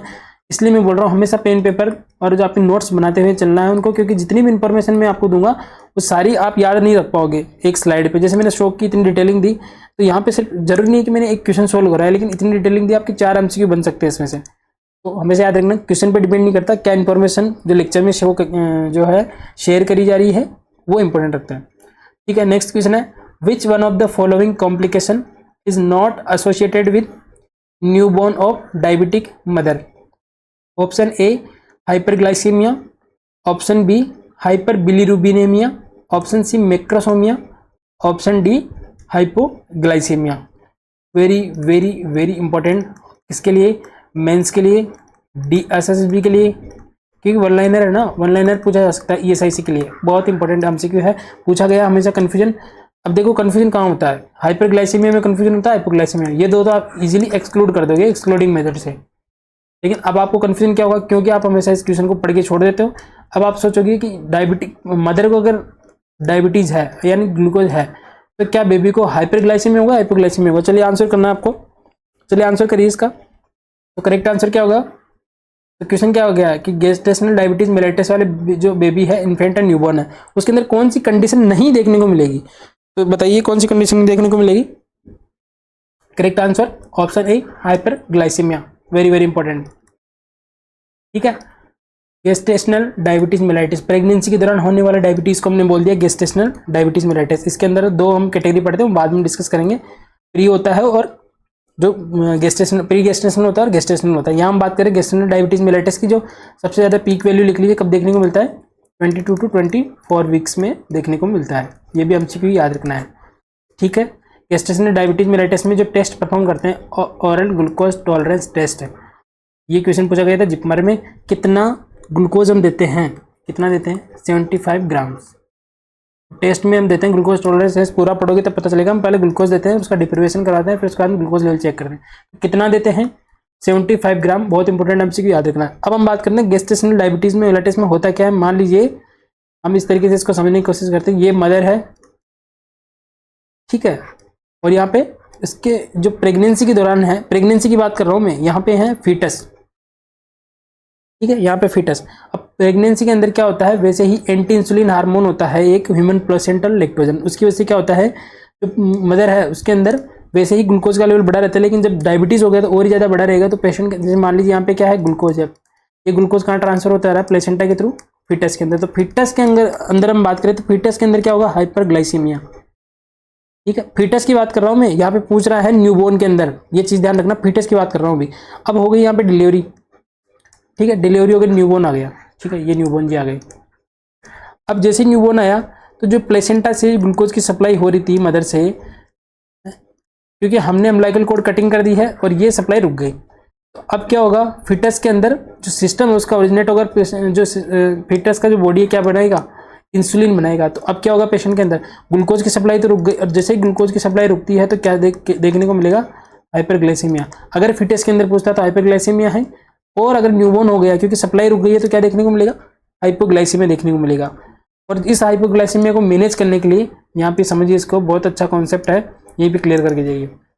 मान लीजिए बेबी है, न्यूबॉर्न बेबी है, अभी भी डिलीवर हुआ है, ये मदर है, ठीक है, ये मदर, इससे जो प्लेसेंटा अम्बिलिकल कॉर्ड के थ्रू जो है सप्लाई हो रही थी ग्लूकोज की, जैसे डिलीवरी में हमने कट कर दिया, सप्लाई रुक गई, तो पेशेंट के अंदर जो हमारा न्यूबॉर्न है उसके अंदर सडनली जो ग्लूकोज का लेवल कम हो गया, पहले सप्लाई हो रही थी और अब रुक गया, तो क्या देखने को मिलेगा, पहला एमसीक्यू हाइपोग्लाइसीमिया देखने को मिलेगा।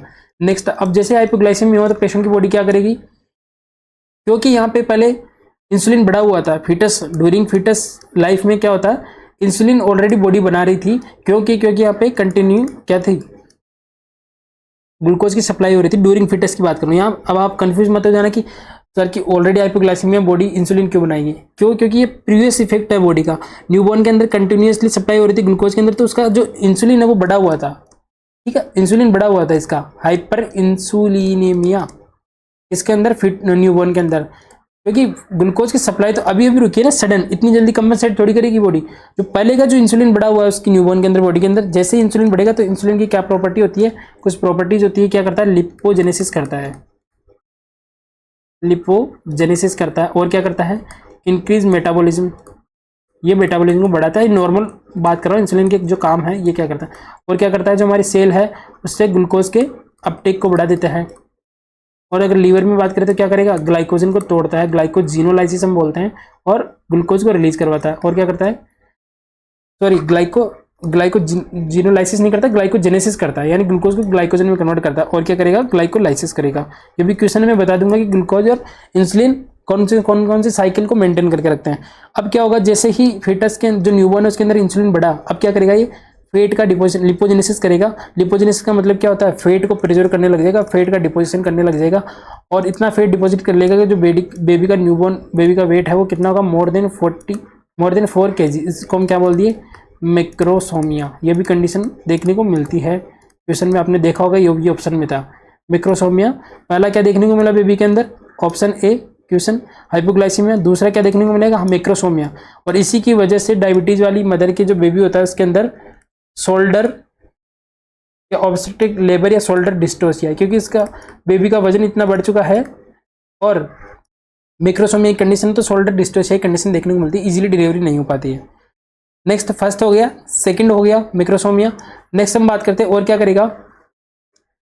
करेगा, क्योंकि ये मेटाबॉलिज्म बढ़ा रहा है, इंसुलिन क्या करता है, मेटाबॉलिज्म बढ़ा देता है, तो इंक्रीज मेटाबॉलिज्म। जैसे इंक्रीज मेटाबॉलिज्म बढ़ेगा, O2 डिमांड इंक्रीज हो जाएगी, किसके अंदर, न्यूबॉर्न के अंदर, इंक्रीज O2 डिमांड। और जैसे ही O2 डिमांड बनेगी, अभी इतना ज़्यादा उसके लंग मेच्योर नहीं है, क्योंकि ग्लूकोज था ड्यूरिंग फीटल लाइफ, और वो लंग्स को मेच्योर नहीं होने दे रहा था। यहाँ पे ऑलरेडी लंग्स मेच्योर नहीं है, तो ऑक्सीजन डिमांड बनेगी, लेकिन डिमांड थ्रू द रेस्पिरेशन पूरी नहीं कर पाएगा, तो बॉडी क्या करेगी, बॉडी खुद से आरबीसी का प्रोडक्शन बढ़ा देगी।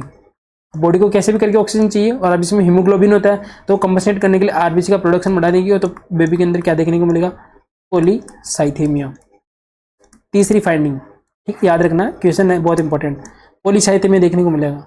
और क्योंकि आरबीसी बहुत जल्दबाजी में यहाँ पे बन रही है, तो इमेच्योर आरबीसी बनती है, क्या बनती है, इमेच्योर आरबीसी। और इमेच्योर आरबीसी बनेगी तो ब्रेकडाउन जल्दी होगा। ब्रेकडाउन आपको पता है, आरबीसी का ब्रेकडाउन का एंड प्रोडक्ट क्या होता है, बिलिरुबिन बनता है। तो बेबी के अंदर क्या देखने को मिलेगा, हाइपर बिलिरुबिनेमिया।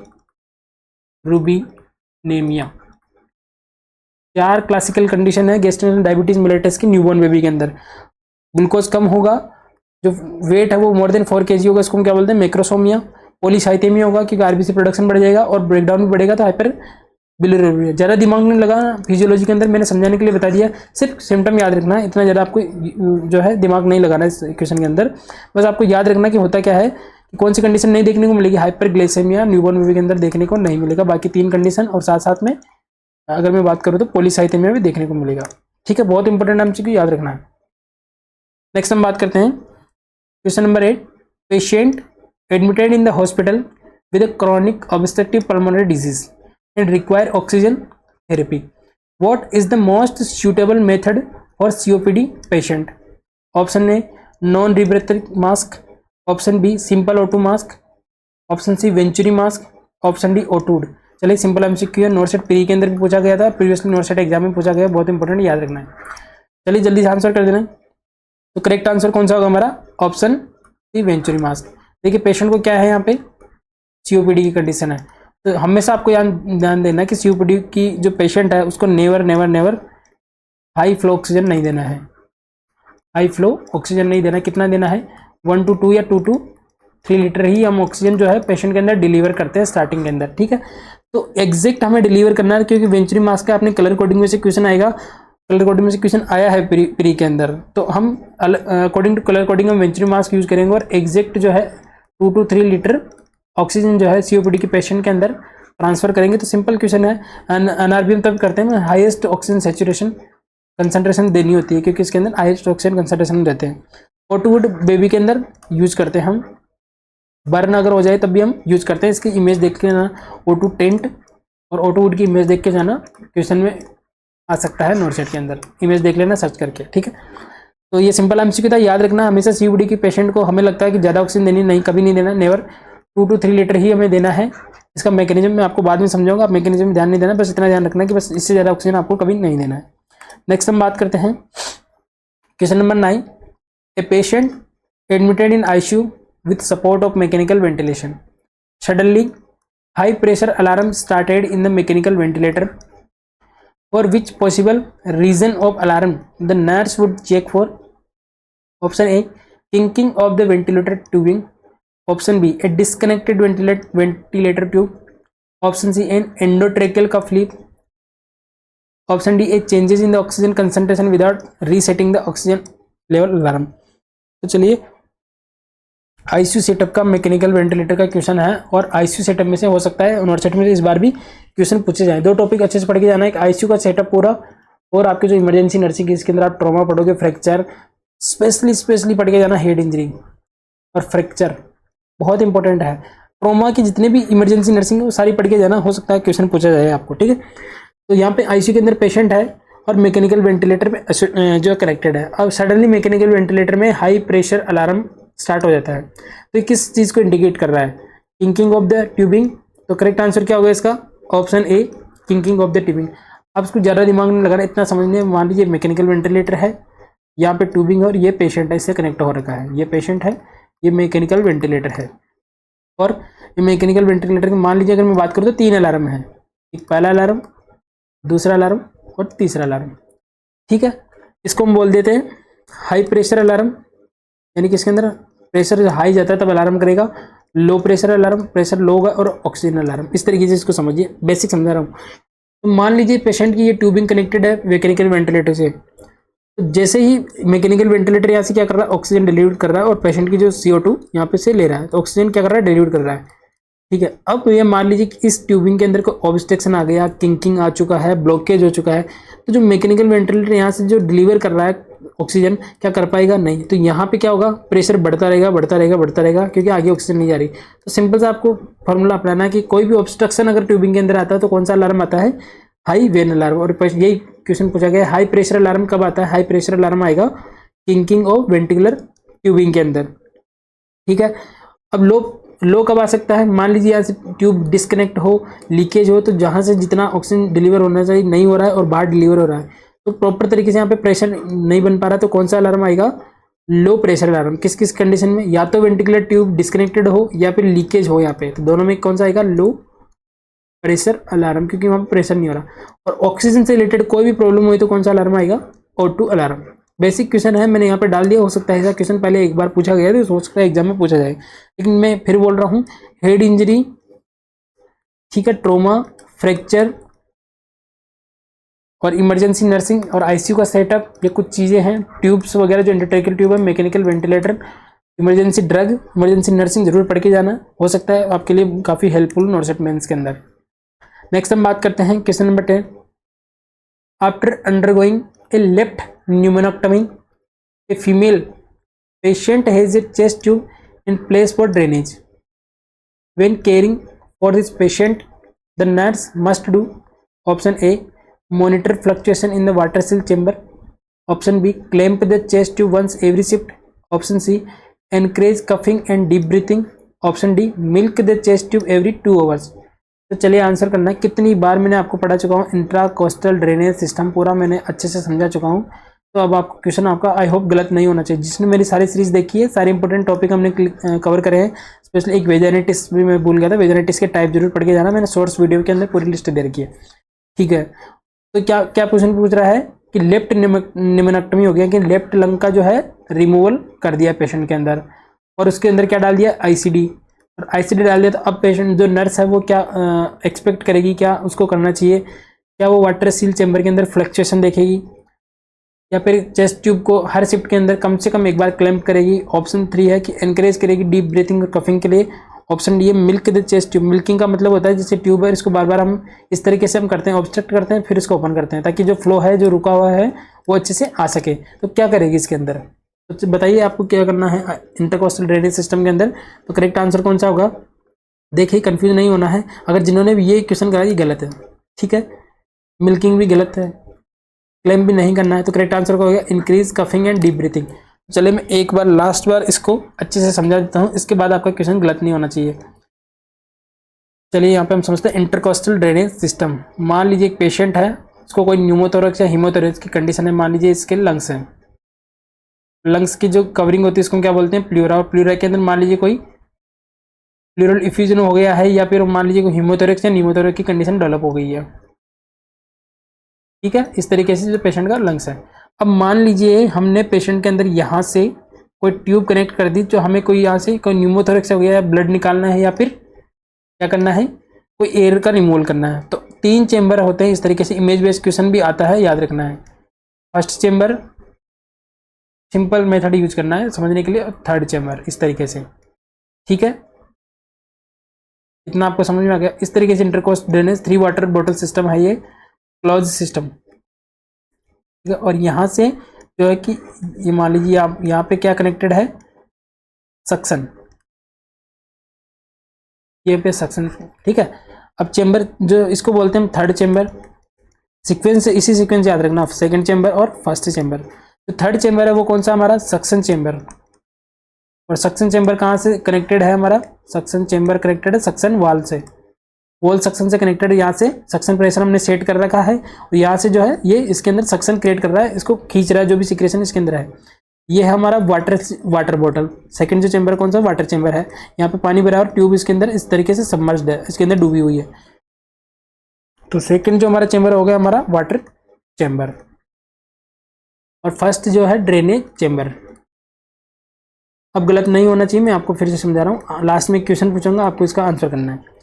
अब इसमें से क्वेश्चन क्या आता है, पहले पर्पज में से क्वेश्चन आते थे कि क्या पर्पज है, हम न्यूमोथोरेक्स हीमोथोरेक्स इफ्यूजन को जो है रिजोल्व करने के लिए ट्यूब डाल देते पेशेंट के अंदर, ठीक है।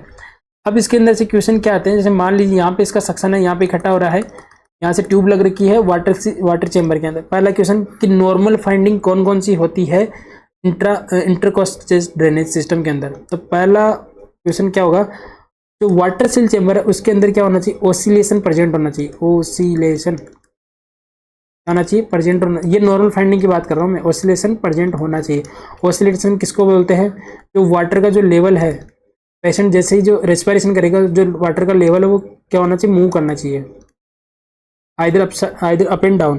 अब ये भी क्वेश्चन आता है कि जो ओसिलेशन में वाटर का जो लेवल है वो अप कब जाता है और लो कब जाता है। तो ड्यूरिंग, यहाँ पे समझिए कि ड्यूरिंग पेशेंट इंस्पायरेशन करता है, इंस्पायरेशन आप इतना समझिए, किसी भी चीज़ में, वाटर वाली चीज़ में, ये मान लीजिए एक बोतल है, इसमें पानी भरा है, इसमें आप कोई भी चीज़ अगर डालेंगे तो इसका पानी का लेवल ऊपर जाएगा, नीचे जाएगा, ऊपर जाएगा हमेशा। तो आप इतना समझिए, पेशेंट ने इंस्पायरेशन किया, यहाँ से ऑक्सीजन आई, ऑक्सीजन यहाँ से इसके अंदर आई, और यहाँ से फिर यहाँ पे।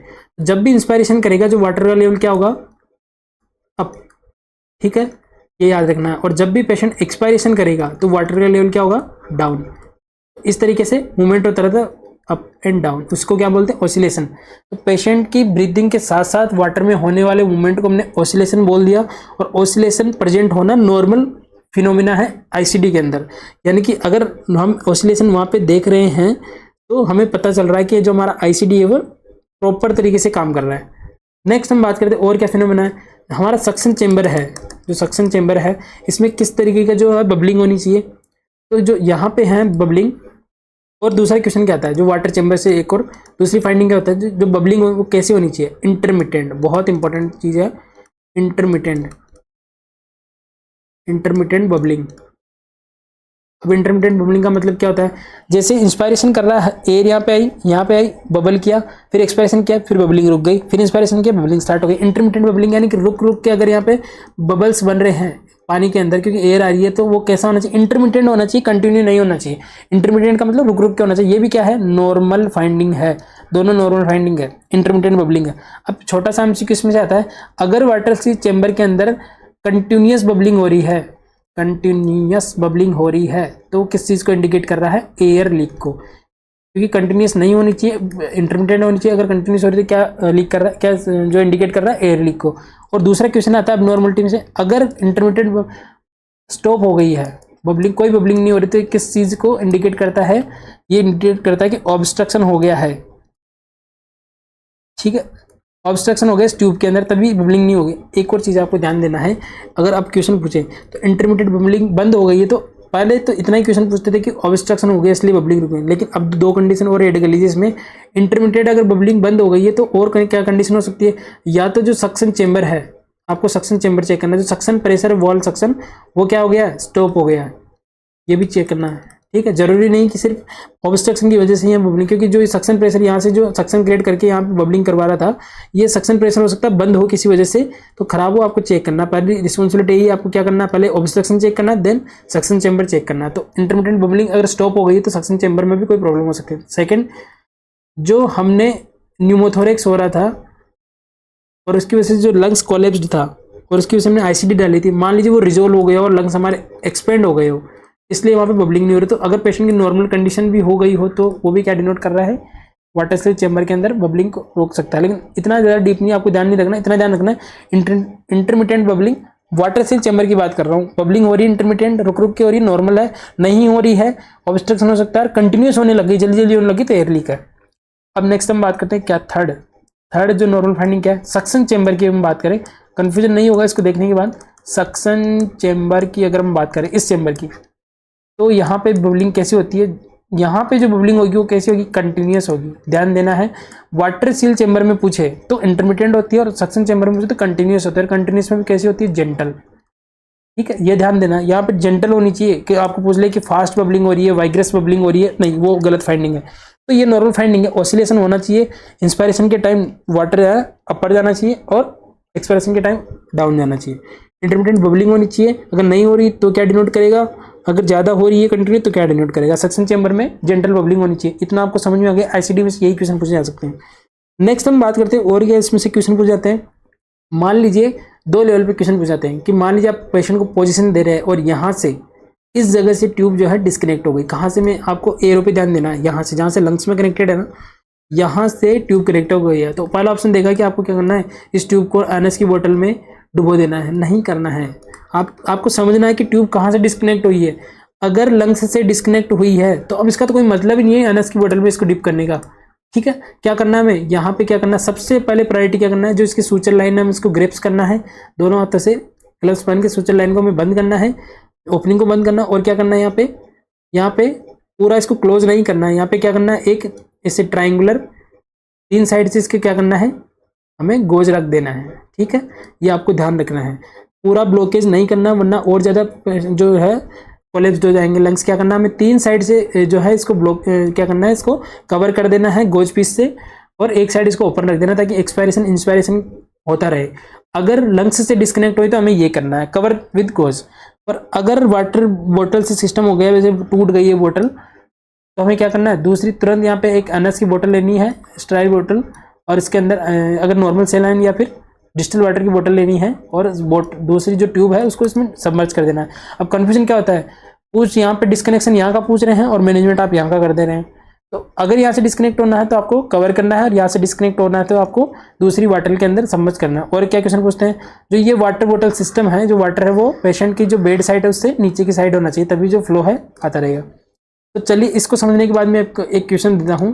अब आपको बताना है कि एक पेशेंट है, मान लीजिए, ठीक है, एक पेशेंट है, इसके अंदर कुछ भी लंग कैंसर या कुछ भी था और उसका जो है लंग्स निकाल दिया, उसको हम बोलते हैं न्यूमोनेक्टमी। क्या बोलते हैं, लंग्स रिमूवल को न्यूमोनेक्टमी बोलते हैं। और फिर यहाँ पे सिक्रेशन को निकालने के लिए आईसीडी यहाँ पे कनेक्ट किया है, जो सिक्रेशन आ रहा है, ब्लीडिंग हो रही है, इंटरनल ब्लीडिंग ऑपरेशन के बाद में। और यहाँ पे 3 इस तरीके से वाटर सिस्टम है। और यहाँ पे जो इस तरीके से, और नर्सिंग ऑफिसर फाइंड करते हैं कि जो वाटर चेम्बर है इसके अंदर नो ओसिलेशन, यानी कि जो वाटर का जो मूवमेंट है वो नहीं देखने को मिल रहा है। तो नेक्स्ट नर्सिंग रिस्पॉन्सिबिलिटी क्या होगी, क्या वो ये नॉर्मल फाइंडिंग है, अब नॉर्मल फाइंडिंग है, ब्लॉकेज है, एयर लीकेज है, क्या है। जो मैंने पढ़ाई है नॉर्मल सिस्टम के लिए पढ़ाए थे, यहाँ पे लंग्स, लेकिन यहाँ पे मैंने क्या बोला, यहाँ पे तो न्यूमोनेक्टमी होगी, यहाँ पे तो लंग्स ही नहीं है।